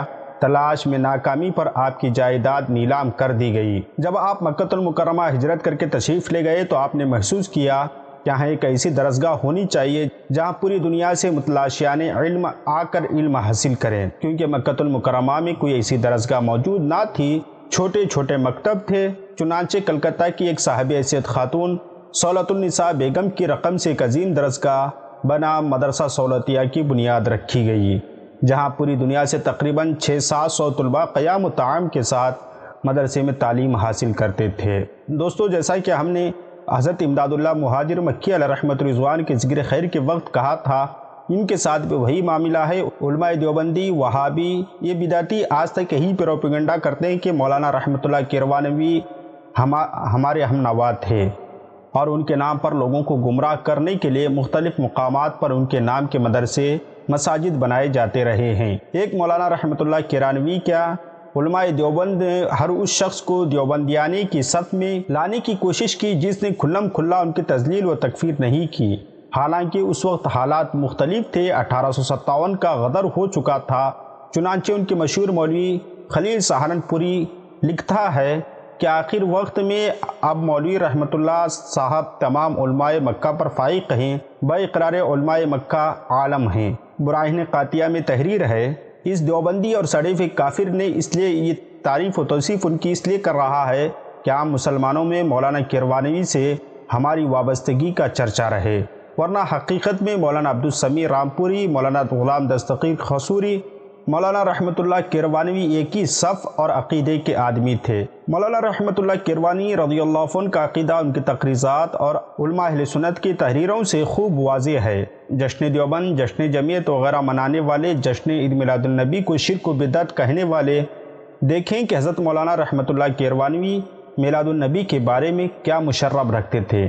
مولانا رحمۃ اللہ کیروانی نے فرمایا، میرے اساتذہ کرام یعنی شاہ ولی اللہ اور شاہ عبدالعزیز محدث دہلوی علیہم الرحمہ کے شاگردوں کے شاگرد ہیں۔ میرے اساتذہ اور میرا عقیدہ میلاد شریف کے حوالے سے میلاد النبی منانے کے باب میں قدیم سے یہی تھا اور یہی ہے، بلکہ باحلف سچ ظاہر کرتا ہوں کہ میرا ارادہ یہی ہے کہ ہم میلاد منانے والے ہیں اور اسی عقیدے پر جیوں اور اسی عقیدے پر دنیا سے چلے جاؤں۔ انوار ساتیہ اور تقدیس الوکیل ان توحید الرشید والخلیل پر آپ نے جو تحریر فرمائی ہے وہ ان وہابیوں کے لیے تازیانِ عبرت ہیں، لیکن اس کے باوجود یہ دجل و فریب اور جھوٹ دغا بازی سے عوام کو گمراہ کر رہے ہیں۔ علامہ رحمۃ اللہ کیروانی رحمہ اللہ علیہ فرماتے ہیں، سو کہتا ہوں کہ میں مولوی رشید کو رشید سمجھتا تھا مگر میرے گمان کے خلاف کچھ اور ہی نکلے۔ پھر فرمایا، میں بھی اس زمانے کے حالات اور رشید اور ان کے چیلے چاٹوں کی تقریر اور تحریر سے پناہ مانگتا ہوں۔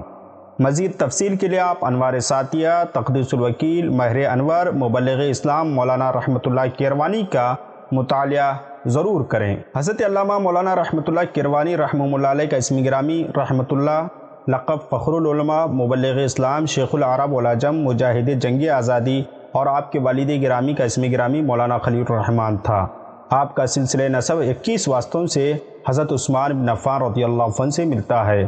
آپ کی ولادت باسعادت جمادی الاولیٰ 1233 ہجری بمطابق مارچ 1818 کو محلہ دربار کلاں، کیرانہ، ضلع مظفر نگر، اتر پردیش، بھارت میں ہوئی۔ 12 برس کی عمر میں قرآن مجید ناظرہ مکمل کیا اور فارسی و عربی کی ابتدائی کتب پڑھی۔ پھر تحصیل علم کی شوق میں دہلی گئے۔ وہاں زیادہ تر حضرت مولانا محمد حیات دہلوی جو خلیفہ تھے حضرت خواجہ شاہ سلیمان تونسی رحمہ اللہ علیہ کے، ان سے تعلیم حاصل کی۔ ان کے علاوہ حضرت مولانا عبدالرحمن چشتی، حضرت مولانا احمد علی مظفر نگری، حضرت مفتی سعد اللہ مراد آبادی جو مرید تھے حضرت علی احمد اچھے میاں رحمہ اللہ علیہ کے، اور حضرت مولانا امام بخش اصبہانی سے درس نظامی کی تکمیل کی اور دورہ حدیث حضرت شاہ عبد الغنی نقشبندی سے کیا۔ حکیم فیض محمد سے طب اور مصنف لوگازم سے ریاضی پڑھی۔ غوث الاسلام فاتح قادیانیت حضرت پیر مہر علی شاہ علیہ رحمۃ رضوان سے سلسلے چشتیہ نظامیہ میں مکۃ المکرمہ میں طالب ہوئے اور انہی سے خلافت کا شرف بھی حاصل کیا۔ حضرت مولانا رحمۃ اللہ کیروانی کے شاگرد قاری عبداللہ الہ آبادی رحمہ اللہ علیہ کے ایک خط میں تحریر ہے، مولانا کے وصال کے وقت میں موجود تھا۔ وہ اپنی بیماری کے دوران فرماتے تھے، گولڑا جانے کو جی چاہتا ہے، اور وصال سے تھوڑی دیر قبل فرمایا، میرے آنکھوں کے سامنے پیر صاحب کا وہ سبز رومال پھر رہا ہے۔ اس وقت دیگر افراد آپ کی خدمت میں موجود تھے، سب ان باتوں کی تصدیق کرتے تھے۔ حضرت مولانا رحمۃ اللہ کیروانی کا وصال 22 رمضان المبارک 1308 ہجری بمطابق یکم میں 1891 عیسوی کو ہوا۔ جنت المعلیٰ میں حضرت ختیجۃ الکبریٰ رضی اللہ عنہا کے جوار میں دفن ہوئے۔ آپ کے ساتھ مولانا امداد اللہ مہاجر مکی، شیخ الدلائل مولانا شاہ عبدالحق مکی علیہ رحمۃ رضوان آرام فرما ہیں۔ دوستو، ہندوستان کے مسلمانوں کے ساتھ المیہ یہ رہا ہے کہ مسلمانوں کی قربانیوں اور ہندوستان کے لیے دی جانے والی ان کی خدمات کو ہمیشہ نظر انداز کیا جاتا ہے یا فراموش کیا جاتا ہے۔ یوم تو یوم جمہوریہ آ رہا ہے، آپ اس بات کو واضح طور پر محسوس کریں گے، بلکہ کئی جگہوں پر مسلمانوں کی محبت وطن پر بھی شک کیا جاتا ہے۔ آج کی اس موجودہ حالات کے تناظر میں اور آنے والے یوم جمہوریہ کے استقبال میں آج ہم مجاہد تحریک آزادی، شہر خدا، بطل حریت، علوم و معارف کا بحر بے کرا، کشور علم کا تاجدار، معقولات و منقولات کا امام علامہ فضل حق خیرآبادی، عمری، حنفی، ماتریدی، چشتی رحمۃ اللہ علیہ کا ذکر خیر کر رہے ہیں۔ اس امید کے ساتھ آپ کو یہ ویڈیو پسند آئے گی، اور پسند آنے کی صورت میں آپ لائک اور شیئر ضرور کریں گے اور ہمارے چینل کو سبسکرائب کریں گے۔ حضرت علامہ فضل حق خیرآبادی علیہ رحمت رضوان علم و فضل میں یگانہ روزگار تھے، فنون حکمیہ اور علوم عقلیہ کے مسلم ثبوت امام تھے، بلکہ مجتہد تھے، امام تھے، بڑے ادیب، بڑے منطقی، نہایت ذہین، نہایت ذکی، انتہائی صاحب تدقیق و تحقیق تھے۔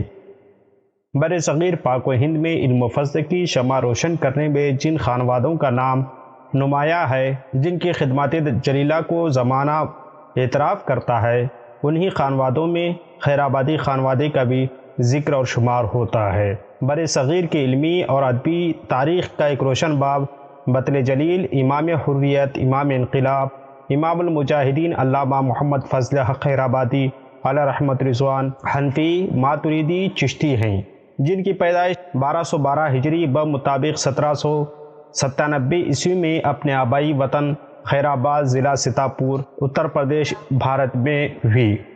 آپ کی والد گرامی استاذ الحکمت حضرت مولانا فضل امام خیرآبادی علیہ رحمت رضوان اپنے وقت کے ممتاز عالم دین اور رئیس المتکلمین تھے۔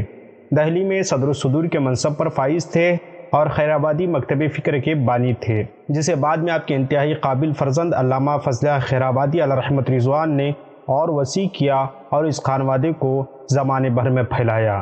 آپ نے علوم عقلیہ، نقلیہ، درسیات کی تکمیل اپنے والد ماجد سے کی، اور والد گرامی کے انداز تعلیم و تربیت نے آپ کی کم عمری ہی میں آپ کو ان علوم میں اپنا جیسا یگانہ روزگار بنایا۔ علامہ فضل خیرآبادی علیہ رحمت رضوان نے منقولات کی تحصیل و تکمیل حضرت شاہ عبدالعزیز محدث دہلوی رحمہ اللہ علیہ، حضرت شاہ عبد القادر محدث دہلوی رضی اللہ عنہم سے حاصل کی۔ تصوف میں حضرت خواجہ شاہ محمد سلیمان تونسی رحمہ اللہ علیہ کے خلیفہ اور اپنے وقت کے عارف کامل حضرت حافظ محمد علی خیرآبادی علیہ رحمت رضوان کے سامنے حضرت حافظ محمد علی خیرآبادی علیہ رحمت رضوان سے شیخ اکبر کی کتاب فصوص الحکم کا درس لیا تھا۔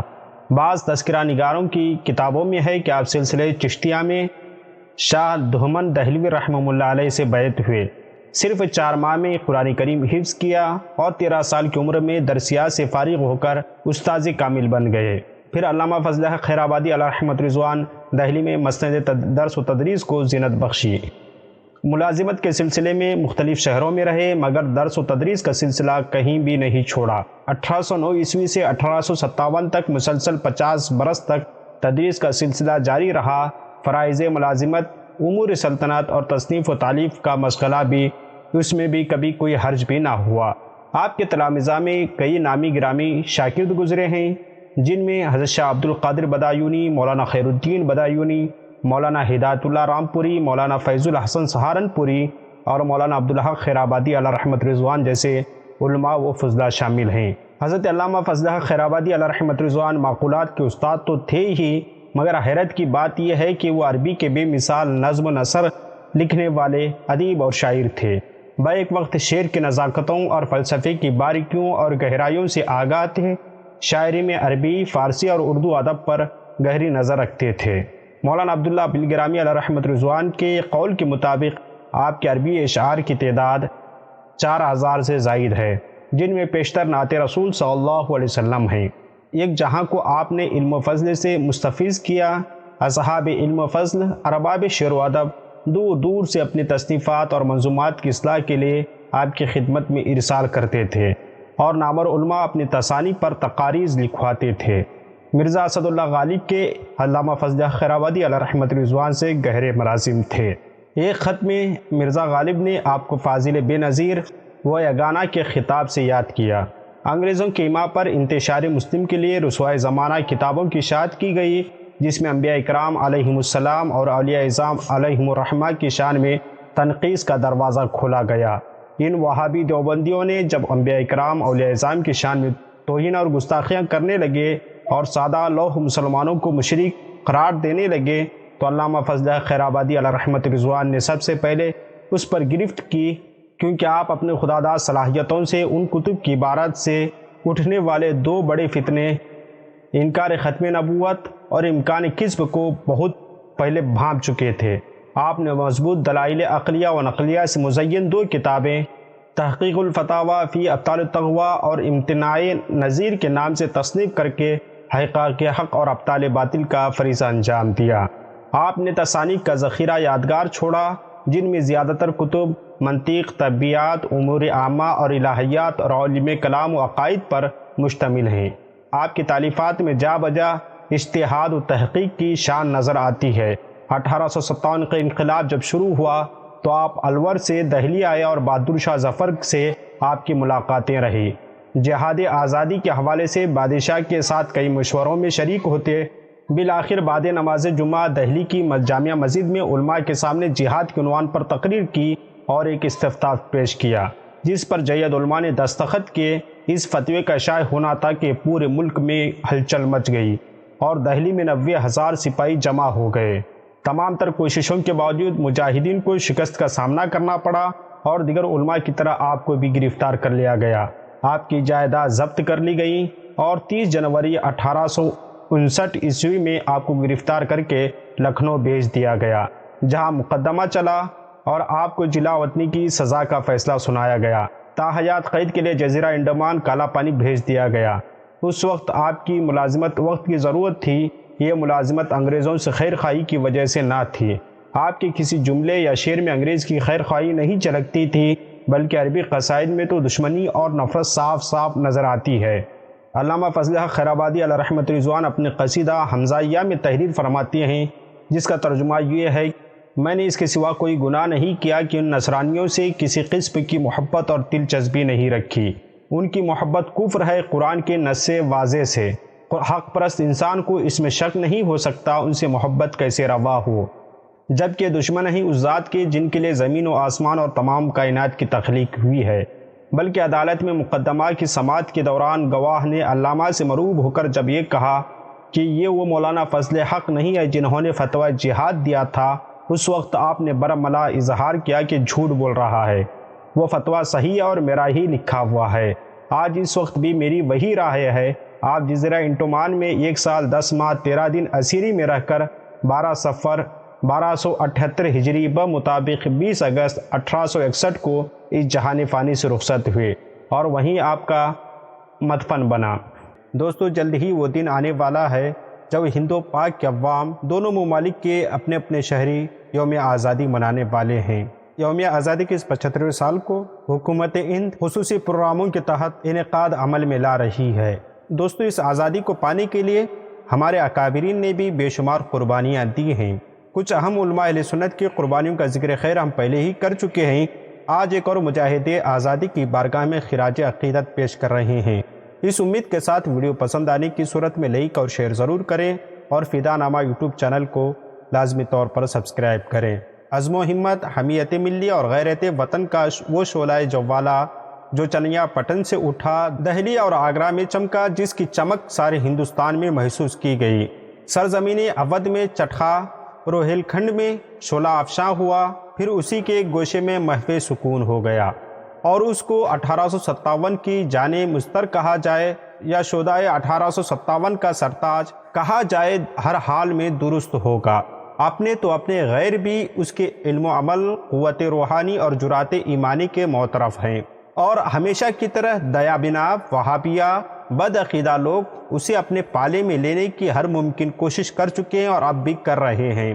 یہ وہ عظیم شخصیت ہے جو سانحہ بابری مسجد کے بعد جو مسلمانوں کو زمین الاٹ کی گئی ہے سنی وقف بورڈ یوپی کی جانب سے، جہاں پر ریسرچ سینٹر اور تعلیمی و تحریکی ادارے قائم کیے جا رہے ہیں، مسجد بنائی جا رہی ہے، اور وہ مسجد اور وہ ادارے جس شخصیت کے نام منسوب کی جا رہی ہے اس شخصیت کا نام ہے مولانا احمد اللہ شاہ شہید علیہ الرحمہ۔ مولانا احمد اللہ شاہ مدراسی علیہ رحمۃ رضوان 1787 میں پیدا ہوئے۔ شہر میسور حضرت ٹیپو سلطان علیہ رحمۃ رضوان کی فکر و عمل کی بازگشت رہے۔ ٹیپو سلطان کی شہادت 4 مئی 1799 میں ہوئی، تو اس وقت مولانا شاہ احمد اللہ مدراسی علیہ رحمۃ رضوان کی عمر تقریباً 12 سال تھی۔ آپ چنیا پٹن تعلقہ پورناملی نزد مدراس جنوبی ہند کے نواب سید محمد علی کے بیٹے تھے۔ آپ کا اصل نام سید احمد علی ضیاء الدین لقب تھا، اور جبکہ دلاور جنگ آپ کو خطاب حاصل تھا اور آپ کی مادری زبان اردو تھی، آپ نے عربی، فارسی، ملیالم، تیلگو، کنڑا، انگریزی زبان سیکھی۔ آپ خوبصورت اور خوب سیرت شخصیت کے مالک تھے۔ آپ نے اپنی عملی زندگی کا آغاز حیدرآباد دکن میں فوج کی ملازمت سے کیا، اور آپ نے دوران ملازمت انگریزوں کو بہت قریب سے دیکھا تھا، اور بعض انگریز رفقا کی ترغیب سے برطانیہ کا سفر کیا، پھر مصر گئے اور حجاز مقدس کی زیارت کیے، حج کیا، اس کے بعد ترکی اور ایران، افغانستان ہوتے ہوئے ہندوستان واپس تشریف لائے۔ مولانا شاہ احمد اللہ مدراسی علیہ رحمۃ رضوان نے یہ سیر و سیاحت اپنے دور جوانی میں کی۔ المختصر یہ کہ آپ ایک جہاں دیدہ اور باہمت شخصیت کے حامل تھے۔ یہ اور بات کہ آپ کی پرورش اور تعلیم و تربیت نوابی یعنی امیرانہ ماحول میں ہوئی، مگر آپ کی طبیعت میں بچپن ہی سے فقر اور غنا غالب رہا۔ آپ کو تصوف سے خاص شغف حاصل تھا۔ اسی روحانی جستجو نے آپ کو سارے ہندوستان کی سیر کرائی۔ بیکانور اور سامبر میں 12 سال تک ریاضت، مجاہدہ اور چلہ کشی کی۔ آپ کی پہلی بیعت جے پور کی روحانی شخصیت میر قربان علی چشتی علیہ رحمۃ رضوان کے دستے مبارک پر ہوئی، اور اس کے بعد آپ گوالیار کے قادری بزرگ محراب شاہ قلندر قادری گوالیاری علیہ رحمۃ رضوان کی خدمت میں حاضر ہوئے اور بیعت کا شرف حاصل کیا۔ اس طرح آپ کو بیک وقت چشتی اور قادری سلسلے سے خلافت کا اعزاز میسر رہا۔ آپ سماع کے دل دادا تھے۔ آپ کے شیخ کامل محراب شاہ قلندر گوالیاری علیہ رحمۃ رضوان نے آپ کو غازب انگریز کے خلاف جہاد کا حکم دیا، اور اس حوالے سے قوم کو ترغیب دلانے کا بھی فرمایا۔ اس لیے آپ گوالیار سے دہلی آئے اور دہلی کے علماء اور اولیاء سے مصافحت مشاورت رہی۔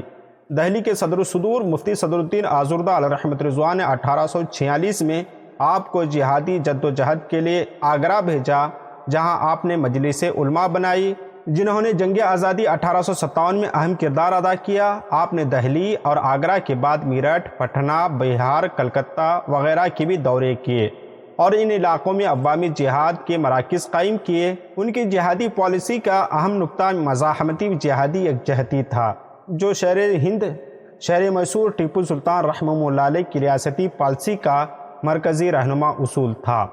غازب انگریز کے خلاف مقامی اور بین الاقوامی مزاحمتی محاذ بنائے۔ مولانا مدراسی رحمہ اللہ علیہ نے ہندوستان کے اندر مزاحمتی جہاد کو عوامی تحریک آزادی میں بدل دیا۔ مولانا احمد اللہ شاہ مدراسی عالم باعمل ہونے کے ساتھ ساتھ مولوی روحانی طاقت کی وجہ سے مولانا مدراسی غیر معمولی آدمی تھے، اور جنگ آزادی کی اہم ترین شخصیت تھے، اور ان کی فوجی حکمت عملی نے اس وقت کے موجودہ انگریز سپاہ سالاروں کی تمام تدبیریں کئی بار ناکام بنائی۔ اگر محب وطن کی تعریف یہ ہے کہ وہ اس آزادی کے لیے جنگ کرتا ہے اور جال بچاتا ہے جس سے اسے بلا سبب محروم کر دیا گیا ہو، تو اس تناظر میں مولانا مدراسی رحمہ اللہ علیہ ایک سچے اور مخلص مومن تھے۔ آپ نے اپنی تلوار کو میدانی جنگ سے باہر کسی کو دغا بازی سے قتل کر کے رنگین نہیں کیا، نہ ہی کسی کو مارنے یا ہلاک کرنے میں ہیلے بہانے سے کام لیا۔ آپ نے کھلے میدان میں مردانگی کے ساتھ صدق و صفا سے ایسے لوگوں کا مقابلہ کیا جنہوں نے ان کے وطن پر قبضہ کر رکھا تھا، اور دلیری اور سچائی کی قدر کرنے والے خواہ کسی بھی قوم کے ہو، ان کی یاد کو ہمیشہ عزیز رکھا جاتا ہے۔ مولانا مدراسی علیہ رحمۃ رضوان کے علم و فضل کے ساتھ ساتھ قوت خطابت کا یہ علم تھا کہ جہاں آپ کے وعظ کا اعلان ہوتا، ہندو مسلمانوں کا بے پناہ ہجوم جمع ہو جاتا تھا۔ اب ایک وقت ذکر و شغل اور مراقبہ کا سلسلہ ہوتا، اور دوسرے وقت محفل سما گرما جاتی۔ کبھی عام جلسے ہوتے جن میں 10-10 ہزار افراد شریک ہوتے، سننے والے بے قرار ہو جاتے، اور ہر شخص قربان اور فدا ہونے کا عہد کرتا۔ دوسرے تیسرے روز نماز عصر کے بعد قلعہ اکبر آباد کے میدان میں فن سپاہ گری کی مشق کرائی جاتی، اور خود شاہ صاحب بھی بہترین تیر باز تھے، تلوار کے ہاتھ بھی بہت جچے تلے ہوتے تھے۔ آپ کہیں تشریف لے جاتے تو مریدین کا ہجوم ساتھ ساتھ رہتا، آگے آگے ڈنکا بجاتے جاتا، اس لیے آپ کو ڈنکے والے پیر یا ڈنکا شاہ کے نام سے بھی یاد کیا جاتا ہے۔ وہی آگرہ جس کی جامع مسجد کو جمعہ کے روز بمشکل 20-25 نمازی نصیب ہوتے تھے، اب اس کی ایک ایک مسجد میں سینکڑوں کا ہجوم ہوتا تھا۔ جو مسجدیں عرصے سے ویران تھی، اب ان کی آبادی پر لوگ حیرت کرتے تھے۔ آگرہ شہر اس طرح مسخر ہو گیا تھا کہ آپ نے مضافات کا قصد کیا، اور جہاں آپ پہنچتے مریدین کی جماعت ساتھ رہتی اور ایک ہی دورے میں اس کا رنگ بدل جاتا۔ عوام کو یاد ہو نہ ہو، مگر انگریز کو حضرت مولانا سید احمد اللہ شاہ علیہ رحمت رضوان کی یاد تازہ رہ جاتی۔ لکھنؤ، فیض آباد، شاہجہاں پور میں مولانا مدراسی علیہ رحمت رضوان نے انگریزوں سے گھمسان کی جنگ کی۔ آخر میں محمد یعنی شاہجہاں پور میں مولانا احمد اللہ شاہ مدراسی، شہزادہ فیروز شاہ، جنرل بخت خاں، مولانا فیض احمد بدایونی، ڈاکٹر وزیر خاں اکبر آبادی وغیرہ نے اپنی حکومت قائم کر لی تھی، مگر راجہ بلدیو سنگھ کی غداری کی وجہ سے مولانا مدراسی اس مہم میں ناکام ہو کر 1274 ہجری بمطابق 1858 میں شہید ہو گئے، اور راجہ بلدیو سنگھ کو انگریز نے 50,000 روپے کا انعام بھی دیا۔ دوستو، چلتے چلتے ہم یہ بتانا ضروری سمجھتے ہیں کہ وہ عالم باعمل ہونے کے ساتھ ساتھ مولوی بھی تھے، روحانی طاقت کی وجہ سے صوفی بھی تھے، اور جنگی مہارت کی وجہ سے سپاہی اور سپاہ سالار دونوں تھے۔ دوستو، اس عظیم شخصیت کی قربانیوں کو ہم فراموش کر چکے ہیں۔ بطل حریت، امام المجاہدین، رئیس العاشقین، سند المتقین، سید العلماء الکاملین، شہید الاسلام، فخر الاسلام، عاشق خیر الانام، مجاہد جنگ آزادی، حضرت علامہ مولانا مفتی سید کفایت علی کافی علیہ رحمت رضوان کا ذکر خیر آپ کے سامنے آج کر رہے ہیں۔ مفتی سید کفایت علی کافی علیہ رحمت رضوان تمام علوم عقلیہ و نقلیہ کے فاضل، فن شاعری کے ماہر، علم طب میں یگانہ روزگار تھے۔ آپ اپنے وقت کے جید عالم دین، با کمال مرشد، بے مثل زاہد وقت اور بلند پایا عاشق رسول صلی اللہ علیہ وسلم تھے۔ آپ کے حیات کا لمحہ لمحہ سنت رسول صلی اللہ علیہ وسلم کا آئینہ دار اور محبت رسول صلی اللہ علیہ وسلم کا پرتو تھا، اس لیے آپ کے کلام تصنع اور بناوٹ سے پاک اور منزہ تھا۔ آپ کے قول و فعل کی یکسانیت اور فکر و نظر کی طہارت کا ثبوت اس سے بڑھ کر اور کیا ہو سکتا ہے کہ خود مجدد دین و ملت، امام اہل سنت، اعلیٰ حضرت امام محمد رضا خاں فاضل بریلوی نے آپ کے عشق رسول صلی اللہ علیہ وسلم کی حرارت کو محسوس کرتے ہوئے آپ کی بارگاہ میں خراج عقیدت پیش کیا۔ پرواز میں جب حدیث شاہ میں آؤں، تا عرش پرواز فکر رساں میں جاؤں، مضمون کی بندش تو میسر ہے رضا، کافی کا درد دل کہاں سے لاؤں۔ علم حدیث سے آپ کو بے پناہ شغف تھا، عشق رسول صلی اللہ علیہ وسلم کے جذبات سے ہمہ وقت آپ کا دل لبریز رہتا تھا، اور اشعار کی صورت میں وہ دل سے زباں پر آ جایا کرتا تھا۔ یہی وجہ ہے کہ مولانا کافی علیہ رحمت رضوان نعتیہ اشعار بہت سے کہے ہیں۔ اسی جذبہ مسعود اور وصف محمود سے متاثر ہو کر عاشق رسول امام محمد رضا خاں فاضل بریلوی نے آپ کو سلطان نعت گوئیاں قرار دیتے ہوئے فرمایا، مہکا ہے میری بوئے دہن سے عالم، مہکا ہے میری بوئے دہن سے عالم، یہاں نغمہ شری نہیں تلخی سے بہم، کافی سلطان نعت گوئیاں ہی رضا، انشاءاللہ میں وزیر اعظم۔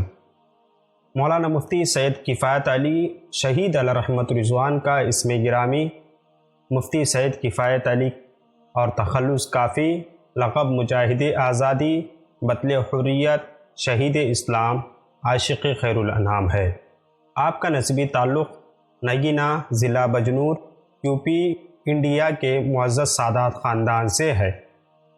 آپ کی پیدائش، آپ کی ابتدائی زندگی سے متعلق معلومات بہت کم میسر ہیں۔ آپ ضلع بجنور کے سادات گھرانے میں پیدا ہوئے اور مراد آباد کو اپنا مسکن بنا لیا تھا۔ علماء بدایوں و بریلی کے اکابر علماء سے علم حاصل کیا۔ حضرت شاہ غلام علی نقشبندی دہلوی کے خلیفہ اعظم اور شاہ عبدالعزیز محدث دہلوی کے شاگرد رشید، حضرت شاہ ابو سعید مجددی سے علم حدیث کی تکمیل فرمائی۔ مولانا کافی پر اپنے استاذ و مربی حضرت شاہ ابو سعید مجددی کی شخصیت کا گہرا اثر تھا۔ اسی وجہ سے آپ کو علم حدیث اور تصوف سے بے حد شغف تھا۔ رسول سرور کائنات صلی اللہ علیہ وسلم کی سیرت مبارکہ سے عشق کی حد تک لگاؤ تھا۔ علم طب مولوی رحمان علی مصنف تذکرہ علماء ہند کے والد مولانا حکیم شیر علی قادری سے حاصل کیا۔ فن شاعری شیخ مہدی خان ذکی مراد آبادی سے فن شاعری سیکھ کر طب و شاعری میں کمال حاصل کیا۔ ذکی مراد آبادی کے 4 تلامذہ مشہور ہوئے۔ صدر الافاضل مولانا سید نعیم الدین مراد آبادی کے والد مولانا معین الدین نزہت، مولانا سید کفایت علی کافی، مولوی محمد حسین تمنا، مولوی شبیر علی تنہا۔ مولانا سید کفایت علی کافی شہید علیہ رحمت رضوان آپ سلسلے عالیہ نقش بندیہ میں اپنے استاذ محترم حضرت شاہ ابو سعید مجددی علیہ رحمت رضوان کے مرید تھے۔ کیونکہ آپ کی سیرت پر ان کا گہرا اثر تھا، بسیار کوشش کے باوجود مجھے ان کے سلسلے طریقت کا علم نہ ہو سکا۔ یہ ہمارے ذرائع سے ہمیں معلوم ہوا تو ہم نے آپ کے سامنے اس بات کو رکھا ہے، اگر کسی کے علم میں مزید معلومات حضرت مولانا سید کفایت علی شہید علیہ رحمت رضوان کی خلافت و اجازت کے حوالے سے ہو، برائے کرم کمنٹس باکس میں ضرور مطلع فرمائیں، این نوازش ہوگی۔ حضرت مولانا کفایت علی رحمہ کے نام کو جس چیز نے امر بنایا وہ ان کا جذبہ آزادی ہے۔ مولانا کافی نے جس وقت آنکھیں کھولیں وہ انگریزوں کے جبر و استعدار کا عروج کا دور تھا۔ انگریز پورے ہندوستان میں اپنی مکاری کا جال پھیلا چکے تھے، رفتہ رفتہ اپنی خونی شکنجہ کسنے کی پوری تیاری کر چکے تھے۔ ہندوستان کی دھرتی پر مقامی افراد افلاس و تنگ دستی پر مجبور تھے اور بیرونی قبضہ آور عیش و عشرت میں ڈوبے ہوئے تھے۔ دیسی نوابوں، رئیسوں اور خاندانی لوگوں کی عزتیں خاک میں ملائی جا رہی تھی یا ملائی جا چکی تھی۔ ودیشی غارت گروں کی عظمتوں کا پھریرا لہرایا جا رہا تھا۔ ایسے پرآشوب اور بھیانک دور میں حضرت مولانا کافی علیہ رحمہ نے جب اپنے گرد و پیش پر نظر ڈالی تو آپ کی شخصیت اور مذہبی غیرت نے جھنجھوڑ کر رکھ دیا۔ پھر اس کے بعد آپ نے انگریزوں کے ناپاک وجود سے اس دھرتی کو آزاد کرانے کا عزم مصمم کر لیا۔ مولانا سید کفایت علی کافی جنرل بخت خاں روہیلا کے فوج میں کمانڈر ہو کر دہلی آئے۔ بریلی، الہ آباد اور مراد آباد میں انگریزوں سے جنگ کی اور بعض علاقوں کو انگریزوں سے واپس لینے کے بعد اسلامی سلطنت کا قیام عمل میں لایا۔ جب وہ اسلامی سلطنتیں بن گئیں تو آپ صدر شریعت اور امیر شریعت مقرر کیے گئے۔ امداد صابری لکھتے ہیں انگریز مراد آباد سے بھاگ کر میرٹھ اور نینی تال چلے گئے۔ نواب مجو خاں حاکم مراد آباد مقرر ہوئے۔ عباس علی خاں بن اسد علی خاں ہندی توپ خانے کے افسر معین ہوئے اور مولوی کفایت علی صاحب صدر شریعت بنائے گئے۔ انہوں نے عوام میں جہادی روح پھونک دی۔ شہر میں ہر جمعہ کی نماز کے بعد انگریزوں کے خلاف واز فرماتے جس کا بے حد اثر ہوتا تھا۔ مراد آباد میں شورش کے ایام میں مولانا کافی حالات کی رپورٹ بذریعہ خط بخت خاں کو بھیجتے رہے۔ آپ نے فتوی جہاد کی نقلیں مختلف مقامات پر بھیجیں۔ مولانا وحاج الدین مراد آبادی بھی حریت پسند اور قائدین آزادی 1857 میں تھے۔ آپ اور مولانا کافی نے مل کر مراد آباد میں ماحول سازی کی اور لوگوں کو جہاد کے لیے آمادہ کیا۔ انگریزی مظالم کے خلاف آواز بلند کی اور رائے عامہ ہموار کی۔ آٹولہ ضلع بریلی میں حکیم سعید اللہ قادری کے یہاں قیام پذیر رہ کر اطراف میں حریت کی صدا بلند کرتے رہے۔ یہاں سے بریلی گئے اور خان بہادر خاں نبیر حافظ الملک حافظ رحمت خاں روہیلا سے ملاقات کی۔ ان سے جہاد کے عنوان پر تبادلہ خیال کیا۔ واضح ہو کہ روہیلا پٹھانوں کا یہ قبیلہ بڑا جری اور بہادر تھا۔ اعلیٰ حضرت محدث بریلی علیہ رحمت رضوان کا قبیلہ بڑی اوپر جا کر روہیلوں سے ملتا تھا۔ مولانا کافی بریلی سے مراد آباد آئے، آزادی کے لیے تگ و ودو میں لگے رہے۔ 26 اپریل 1858 کو جنرل منصبرو فوج لے کر مراد آباد پر حملہ آور ہوا۔ مجاہدین جانثاری سے لڑے۔ نواب مچو خان آخری وقت تک ایک مکان کی چھت پر بندوق چلاتے نظر آئے۔ آخر کار جام شہادت نوش کیا۔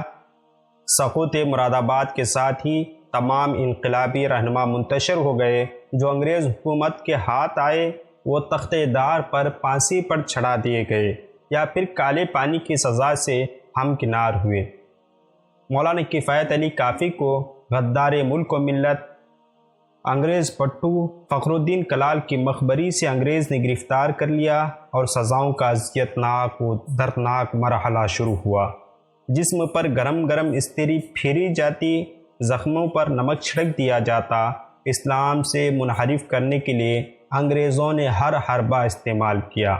جب اس مرد مجاہد سے انگریز مایوس ہو چکا، برسریام چوک مراد آباد میں اس عاشق رسول کو تختِ دار پر لٹکا دیا۔ 4 مئی 1858 کو مقدمہ کی پیشی ہوئی اور جلد ہی پھانسی کی سزا سنائی گئی۔ اس وقت کے انگریز منصف نے فیصلہ پھانسی کا سنایا۔ 1858 کے سال مئی کا ماہ تھا۔ 1858 سن 6 تاریخ تھی۔ مقدمے کی پوری کارروائی صرف 2 دن میں پوری کر دی گئی۔ 4 مئی کو پیشی ہوئی اور 6 مئی کو پھانسی کی سزا دی گئی اور اسی وقت پھانسی دے دی گئی۔ جب پھانسی کا حکم سنایا گیا، مولانا کافی کے چہرے پر خوشیوں کے آثار تھے۔ غم و رنج کا دور دور تک کوئی عطا پتہ نہ تھا۔ قتل گاہ کو جاتے ہوئے زبان پر کچھ اشعار پڑھ رہے تھے۔ کہا جاتا ہے کہ وہ اشعار یہ ہیں: کوئی گل باقی رہے گا نہ چمن رہ جائے گا، کوئی گل باقی رہے گا نہ چمن رہ جائے گا، پر رسول اللہ کا دین حسن رہ جائے گا۔ ہم سفیر و باغ میں ہے کوئی دم کا چہچہا، بلبلیں اڑ جائیں گی سونا چمن رہ جائے گا۔ اطلس و کم خواب کی پوشاک پر نازاں نہ ہو، اس تن بے جان پر خاکی کفن رہ جائے گا۔ جو پڑے گا صاحب لولا کے اوپر درود، آگ سے محفوظ اس کا تن بدن رہ جائے گا۔ سب فنا ہو جائیں گے کافی لیکن حشر تک، سب فنا ہو جائیں گے کافی لیکن حشر تک، نعت حضرت کا زبانوں پر سخن رہ جائے گا، نعت حضرت کا زبانوں پر سخن رہ جائے گا۔ چلتے چلتے ہم یہ بھی عرض کرنا چلیں کہ اس جنگ آزادی کے ناکامی کے اسباب کیا تھے۔ اول تو مجاہدین آزادی کا کوئی مرکز نہ تھا جو تمام معاملات کو کنٹرول میں رکھتا۔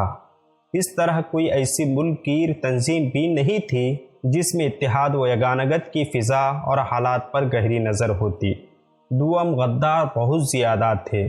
میر جعفر، میر صادق کا کردار ادا کرنے والے خبیث الفطرت، لالچی طبیعت کے افراد بہت زیادہ تھے۔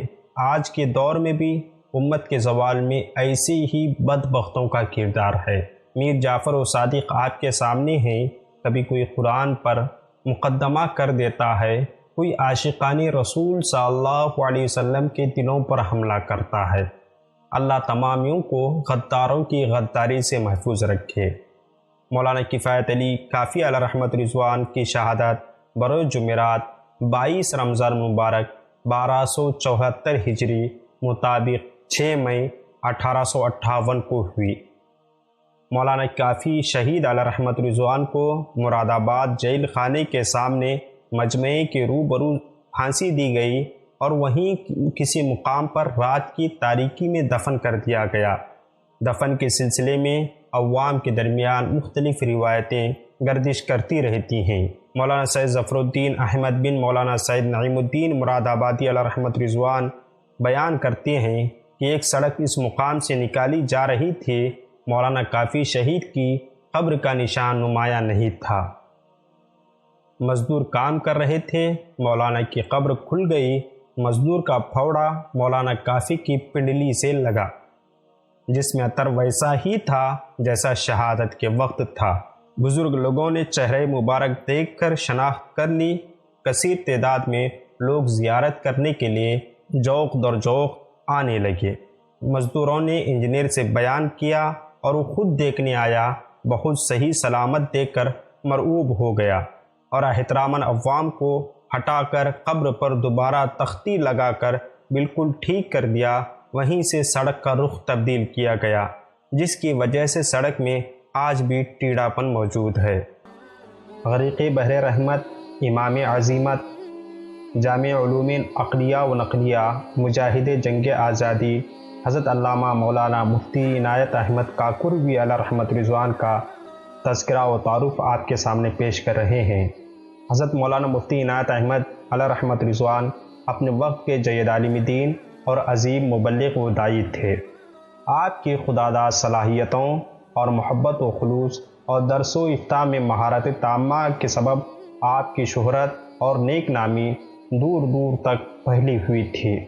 آپ علیہ رحمت رضوان عوام و خاص کے مرجع بنتے گئے اور لوگ آپ سے وابستہ ہوتے گئے۔ حضرت مفتی عنایت احمد کاکوروی علیہ رحمت رضوان کو درس و تدریس سے بے پناہ لگاؤ اور محبت تھی۔ آپ عدالت میں جاری اجلاس کے دوران بھی اپنے طلباء کو مقدمے سے فرصت ملتے ہی پڑھانے لگتے تھے۔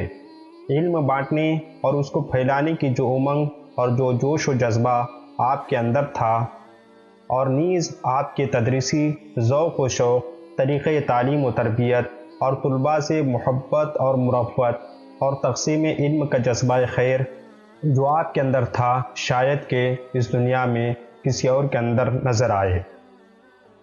آپ اس کو سمجھنے کے لیے پروفیسر ایوب قادری بدایونی کی تحریر کردہ اس روایت سے اندازہ لگا سکتے ہیں۔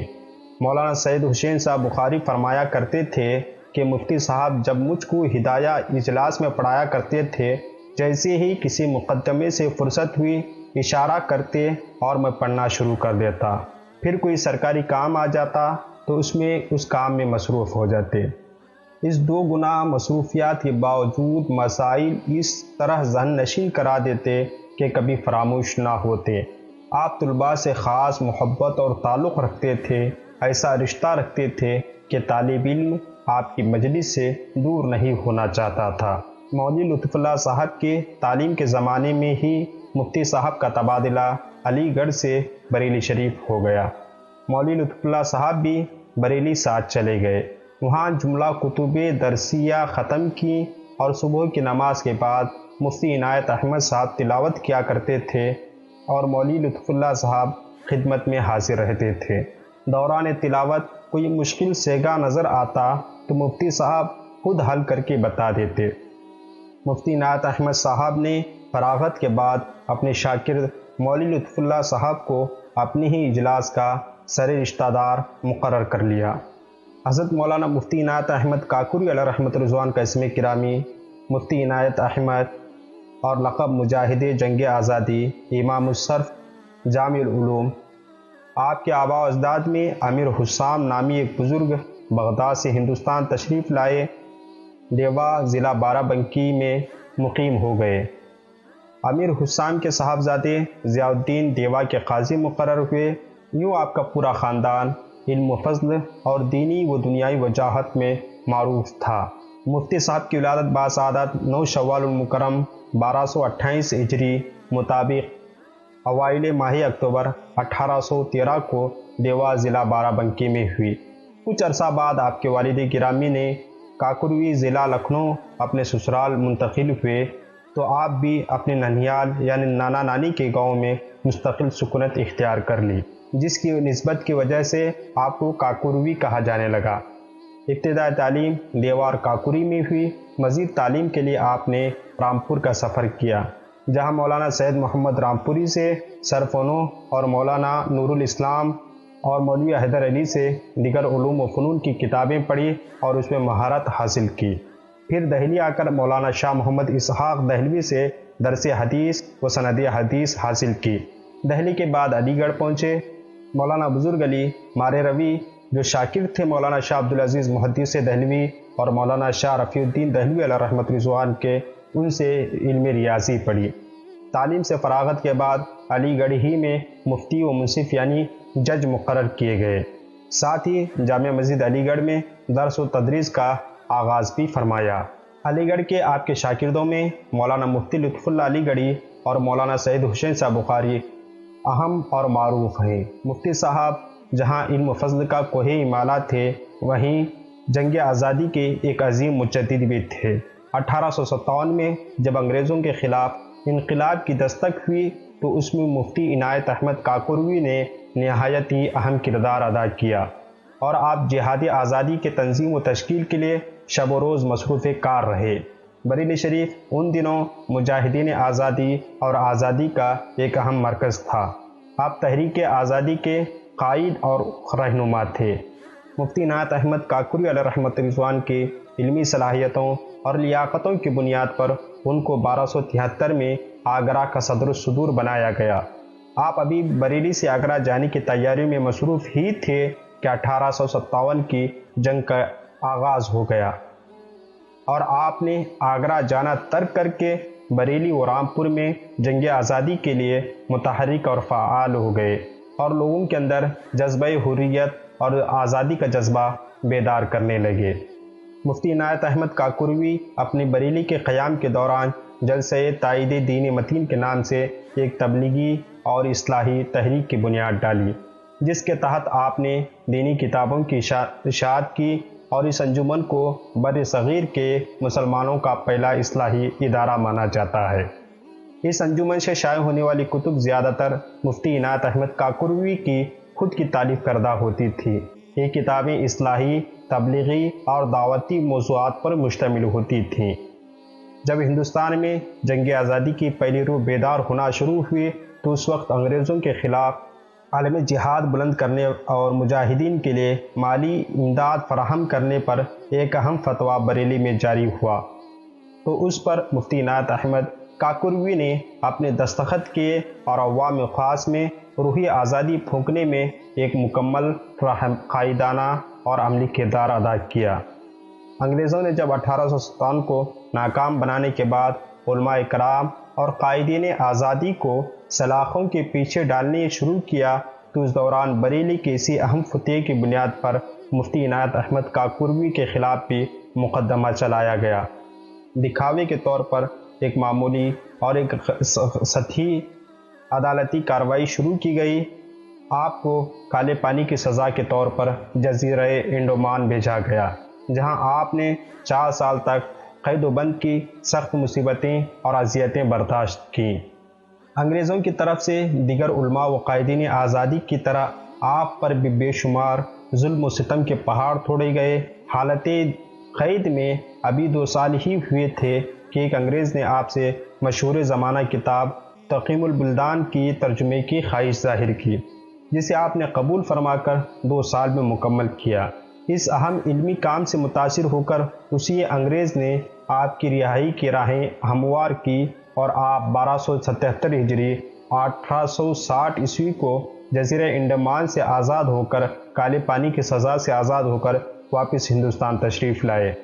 جب جزیرہ انڈمان میں کالے پانی کی سزا کے طور پر مفتی عنایت احمد کاکوروی قید تھے، اسی وقت قائد تحریک آزادی علامہ فضل خیر آبادی بھی قید تھے۔ ان 2 عظیم شخصیتوں نے علماء کرام کی موجودگی سے انڈمان کا قید خانہ بھی علم و فضل کا گہوارہ بنا دیا اور دین و دانش کا مرکز بنا دیا۔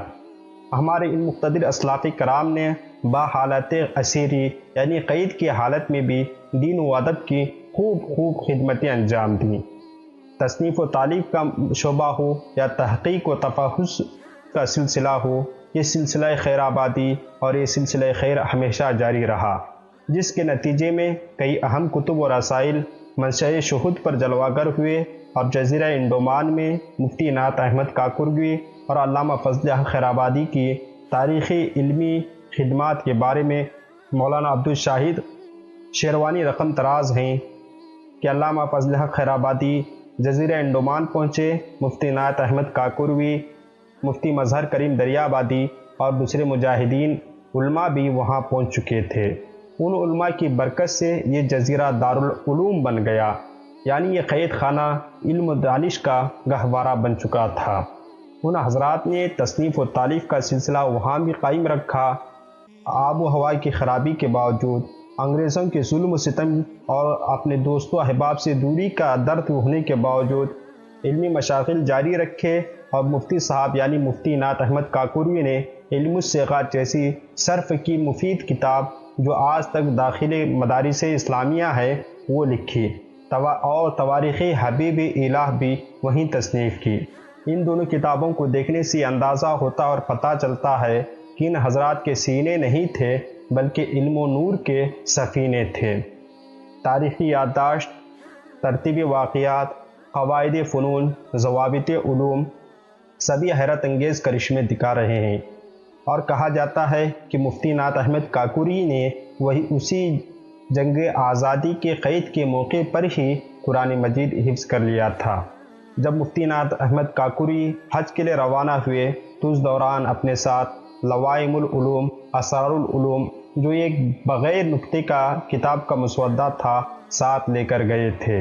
راستے میں نہایت عالمانہ و محققانہ انداز میں بڑی عرق ریزی اور جان فشانی کے ساتھ اس کو مرتب فرما رہے تھے، اور یہ علمی خزانہ افسوس کہ طالبان علوم نبوت تک نہ پہنچ سکا۔ حالت سفر میں جہاز کسی چیز سے ٹکرانے کے سبب یہ علم و فن کا ذخیرہ سمندر میں ڈوب گیا، اور دنیا ایک بڑے علمی خزانے سے محروم ہو گئی۔ کہا جاتا ہے کہ مفتی عنایت احمد کاکوری اس لوائم العلوم کتاب میں 40 علوم کا خلاصہ پیش نظر رکھا تھا۔ ہر علم کا نام بھی بے نقطہ تھا، مثلاً علم تفسیر کا نام علم کلام اللہ، علم حدیث کا نام علم کلام رسول اللہ، علم فقہ کا نام علم الاحکام وغیرہ وغیرہ شامل تھے۔ المختصر، حضرت مفتی عنایت احمد کاکوری علم و فضل، زہد و تقوی کے پیکر، باعمل عالم دین اور ایک درویش صوفی تھے۔ آپ نے اپنی زندگی کا لمحہ لمحہ دینی متین کی خدمت اور تعلیم و تعلم میں بسر فرمایا۔ علوم و فنون کے جامع اور ماہر ہونے کے ساتھ ساتھ آپ وسیع مطالعہ، ظراف نگاہ، محقق اور مصنف بھی تھے۔ قوم و ملت کا درد ان کے دل میں اور انقلاب امت کا جذبہ ان کے اندر سمندر کی طرح ٹھاٹے مارتا موجود تھا۔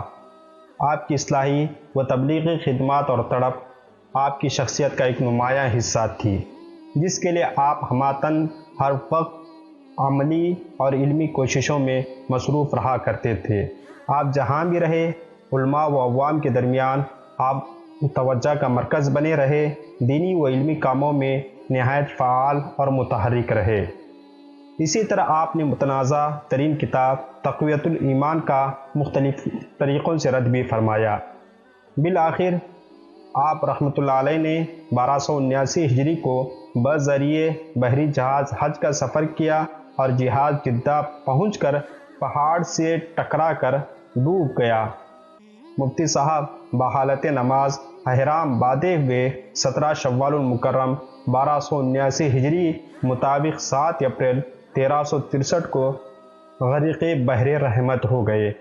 15 اگست یعنی یوم آزادی آنے والی ہے۔ اگست کے مہینے میں ہند و پاک اور بر صغیر کے تمام مسلمان اور عوام الناس اس سلسلے میں جوش و خروش کے ساتھ نظر آتی ہے۔ گزشتہ دنوں سے کچھ ایک موسم سے چلی ہوئی ہے کہ مسلمانوں کی قربانیوں کو نظر انداز کر دیا جاتا ہے۔ آئیے آج ہم صبح آزادی کے ایک عظیم شہنشاہ کی بارگاہ میں خراج عقیدت پیش کرتے ہیں، جنہیں دنیا صدر الصدور مفتی صدر الدین خاں آزردہ دہلوی علیہ رحمت رضوان کے نام سے جانتی اور پہچانتی ہے، جو غدر ہوا، جو 1857 کی پہلی جنگ آزادی کے وقت آپ قائد کی حیثیت سے تشریف فرما تھے۔ ملک ہندوستان کو انگریزی تسلط و استبداد سے آزاد کرنے میں اولین کردار قائد انقلاب 1857 کا ہے، جنہوں نے فتوی جہاد دیا، جامع مسجد دہلی میں انگریزی تسلط کے خلاف تقریریں بھی کی اور آزادی کی روح پھونکی، فکر و نظر اور خیالات کی وادیوں میں جرات اور بہادری کی پیداوار کی۔ علماء و سلف صالحین کے نقوش قدم پر چل کر بعد کو آزادی کا خواب شرمندہ تعبیر ہوا۔ قائد انقلاب 1857 مفتی محمد صدر الدین آزردہ دہلی کی ولادت 1799 کو دہلی میں ہوئی۔ آپ نے 1857 کے جنگ آزادی میں نمایاں و مرکزی کردار ادا کیا۔ مغلیہ سلطنت کے تمام افراد سے آپ کے خاص رابطے تھے اور خصوصاً شاہ دہلی سے بھی آپ مشورہ کیا کرتے تھے۔ قائد انقلاب کا مکان صاحبان علم و فضل کی آماجگاہ تھا۔ روزانہ علمی محفلیں، شعری بزم اور سیاسی مشورے منعقد کیے جاتے تھے۔ بڑے بڑے اصحاب جبہ و دستار بھکاریوں کی طرح حاضر ہوتے اور اکرام بجا لاتے۔ قائد آزادی علامہ فضل حق چشتی خیرآبادی علیہ رحمت رضوان شہید انڈمان کے والد ماجد مولانا فضل امام خیرآبادی سے علوم عقلیہ کی تحصیل فرمائی۔ فقہ و حدیث میں مولانا شاہ عبدالعزیز محدث دہلوی سے استفادہ علمی فرمایا، جن کی درسگاہ اس وقت علوم دینیہ کا محور مرکز تھی۔ علامہ فضل حق خیرآبادی آپ کے ہم درس و ہم سبق تھے، تاہم آپ عمر میں علامہ سے فضل حق خیرآبادی سے 8 برس بڑے تھے۔ دونوں ہی ہم مزاج، ہم خیال اور اسلاف کے طریقے پر گامزن تھے۔ دونوں ہی انگریز کے مخالف برطانوی جابریت کے خلاف صف آرا تھے۔ دونوں ہی عقائد اسلامیہ میں متسلب اور بدعات سے دور رہنے والے ناموس رسالت مصطفیٰ صلی اللہ علیہ وسلم کے فدائی و شیدائی تھے۔ جس وقت دہلی میں انگریز کے زیر اثر نئی عقائد کی اشاعت ہوئی، نئی فرقے جنم دینے لگے، رسول اکرم صلی اللہ علیہ وسلم کی تعظیم کو شرک قرار دینے کی جرات کی، تو علامہ فضل حق خیرآبادی اور قائد انقلاب مفتی صدرالدین خان آزردہ دہلی علیہ الرحمٰن نے اس کی تردید کی اور اپنے قلم سے سرمایہ ملت کے نگہبانی کا فریضہ انجام دیا اور فتنہ و نظریات کی تخریب کا ناطقہ بند کر دیا۔ علامہ آزردہ شعر و ادب میں استاد کا درجہ رکھتے تھے۔ علامہ عبدالحکیم شیر قادری علیہ رحمت رضوان لکھتے ہیں، قائد انقلاب بلند پایہ شاعر تھے، کلام سادہ اور بلند ہوتا تھا۔ آزردہ تخلص عربی، فارسی، اردو تینوں زبانوں میں کہا جو سب ضائع ہو گیا۔ بہت سے اشعار ضرب المثل بن چکے ہیں۔ 2 شعر آپ کو تذکرہ علماء اہل سنت صفحہ نمبر 107 سے آپ کے سامنے پیش ہیں۔ اے دل تمام نفع ہے سودائے عشق میں، ایک جان کا زیاں ہے سو ایسا زیاں نہیں، کامل اس فرقہ فرحا سے اٹھا نہ کوئی، کامل اس فرقہ فرحا سے اٹھا نہ کوئی، کچھ ہوئے تو یہی زندان قدح خار ہوئے۔ مولانا فقیر محمد جوہری تحریر فرماتے ہیں کہ قائد انقلاب 1857 علامہ صدرالدین خان دہلوی علیہ الرحمہ کی بارگاہ میں دہلی کے بادشاہ اور اس کے تمام وزیر اور اکابر علماء فضلاء اور اس کے انواع اطراف کے رہنے والے تمام لوگ آپ کے مکان پر حاضر ہوتے تھے۔ ہر ایک کا مقصد جداگانہ ہوتا تھا۔ طلباء تحصیل علم کے لیے آتے تو اہل دنیا امیر لوگ معاملات کے بارے میں مشورہ کرنے اور منشی حضرات بغرض اصلاح انشاء اور شورا جو ہیں کلام میں اصلاح کے لیے آتے تھے یا مشاعرے میں شرکت کے لیے ضرور آتے تھے۔ علامہ صدرالدین علیہ رحمہ فاضلوں میں افضل، عالموں میں اعلیٰ، گرام آیا مبلغوں کے قائد اور عالی مقام، فصیحوں کے پیشوا، چھوٹے بڑے اوصاف حمیدہ سے متصف، اور ان کے تمام تر کوشش مخلوق کے حاجت روائی میں صرف ہوتی تھی۔ انگریزوں کے دور میں قریب 35 برس ملازمت کی۔ مولانا فضل امام خیرآبادی کے بعد دہلی کے صدر الصدور بنائے گئے۔ 600 ماہوار تنخواہ مقرر تھی۔ آپ منصب عدالت پر بیٹھ کر دیانت و انصاف کا مظاہرہ فرمایا۔ غالب کا مقدمہ بھی روبرو ہوا، اس پر بھی فیصلہ سنایا، گرچہ عائد رقم اپنے صرفے سے ادا کر دی۔ جب تحریک آزادی چھیڑی گئی تو اس وقت بہت سے عمائدین، عمراء، روسا نے بھی اس میں حصہ لیا۔ ان میں بھی کئی وہ تھے جو انگریز حکومت میں مختلف عہدوں پر فائز رہ چکے تھے۔ انہی میں اسد آزردہ بھی تھے، جن کا کردار آزادی کی تحریک میں قائدانہ تھا۔ صدرالدین آزردہ علیہ رحمت رضوان اپنے چاہنے والوں کے ساتھ انگریزی قبضے کے خلاف، تسلط کے خلاف، ان کے خاتمے کے لیے تبادلہ خیال کیا کرتے تھے۔ انگریزوں کے بڑھتے ہوئے اثرات سے آپ متفکر رہتے تھے۔ اس سلسلے میں شاہی دہلی کی مجلس مشاورت میں شریک ہوتے اور جنرل بخت خاں کی مائیت میں ساتھ ہو کر فتویٰ جہاد مرتب ہوا تو اس پر آپ کی بھی دستخط تھے۔ علامہ صدرالدین دہلوی سے جنرل بخت خاں ملنے پہنچے۔ مشورے کے بعد علامہ نے آخری تیر ترکش سے نکالا، بعد نماز جمعہ جامعہ مسجد علماء کے سامنے تقریر کی اور فتویٰ پیش کیا۔ مفتی صدرالدین خان آزردہ دہلوی علیہ رحمت رضوان نے دستخط کر دیا۔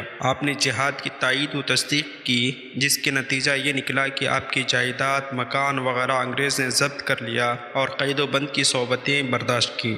غالب لکھتے ہیں کہ حضرت مولانا صدرالدین صاحب بہت دن حوالات میں رہے، کورٹ میں مقدمہ پیش ہوا، عروب کاریاں ہوئی، آخر صاحبان کورٹ نے جا بخشی کا حکم دیا، نوکری موقوف، جائیداد ضبط، ناچار خستہ حال و تباہ لاہور گئے۔ لیفٹنٹ گورنر ریاست صدر الدین دہلوی علیہ رحمہ عذرائے رحم نصف جائیداد واگزاشت کی، اب نصف جائیداد پر قابض ہیں۔ انگریزوں نے حضرت صدر الدین دہلوی علیہ رحمۃ رضوان کے 3 لاکھ مالیت کی کتابیں بھی ضبط کی۔ آزادی کی تحریک کو انگریز نے کچل دیا، علماء کو انڈمان بھیج دیا اور شہید کیا، درختوں پر لٹکایا، توپوں سے اڑایا، ذلیل کیا، ان کی مال و دولت ضبط کیے، مدرسے بند کیے، آہانت رسول صلی اللہ علیہ وسلم کو راہ دی، ناموس رسالت کے محافظ علماء کو ستایا، دبایا اور پابند سلاسل کیا گیا۔